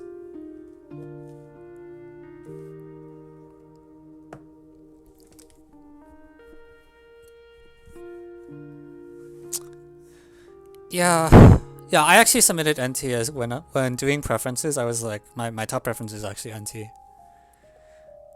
Ever figure out a fix for smallest instead of largest on IMO 5? I think you kind of do it manually. Do you know who from the US proposed C6? I actually don't. It's not someone I know, I think.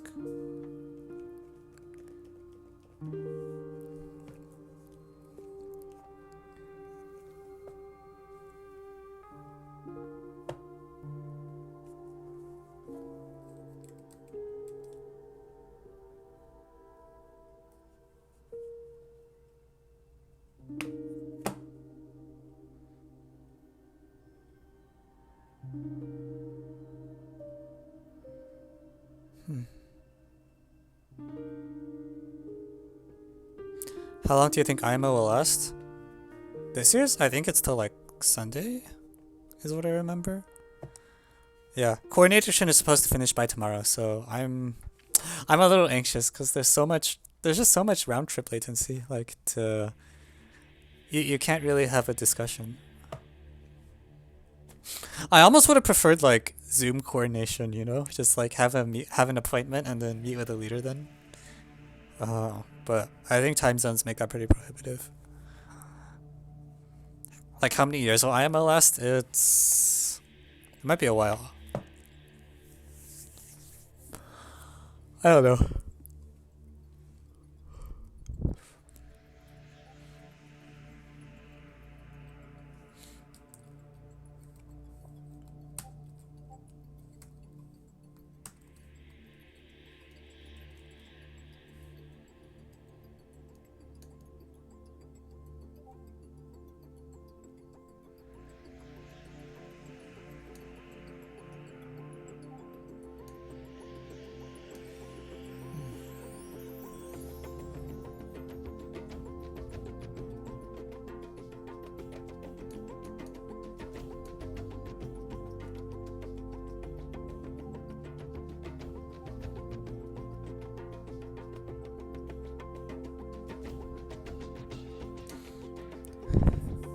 Do the competitors sometimes think of solutions that the graders don't know about?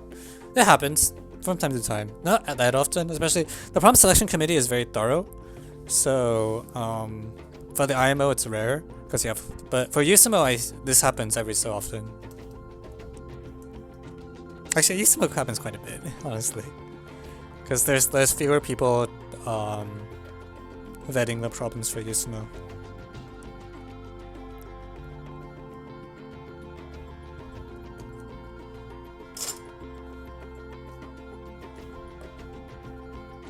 Are there official solutions for LSMO problems? No.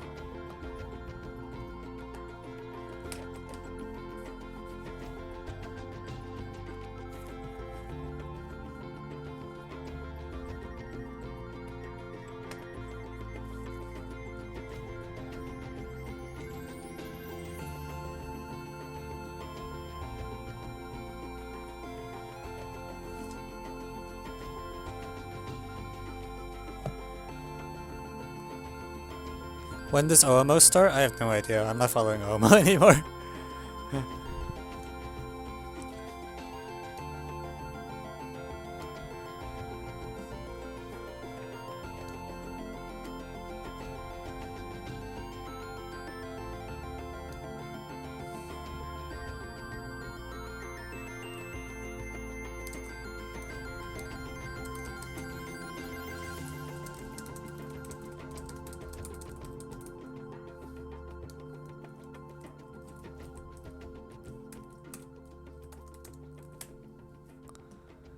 What are you doing this semester? Taking some courses, mostly just chilling. Everything's kind of just on fire because COVID, so. Oh, I need to learn automorphic forms. When will Elmo 20 shortlist be released? I don't know. Ask people who run Elmo. That's not me anywhere.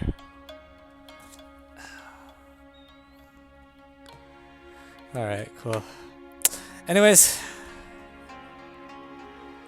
Thanks for hanging out, guys.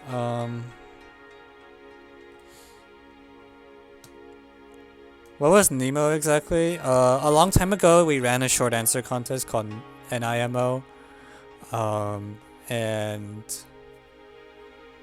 well, it died out.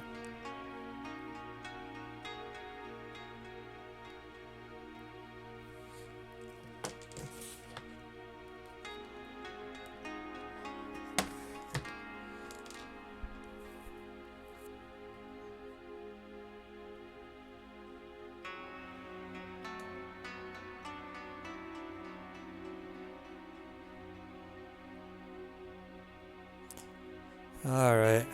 Well.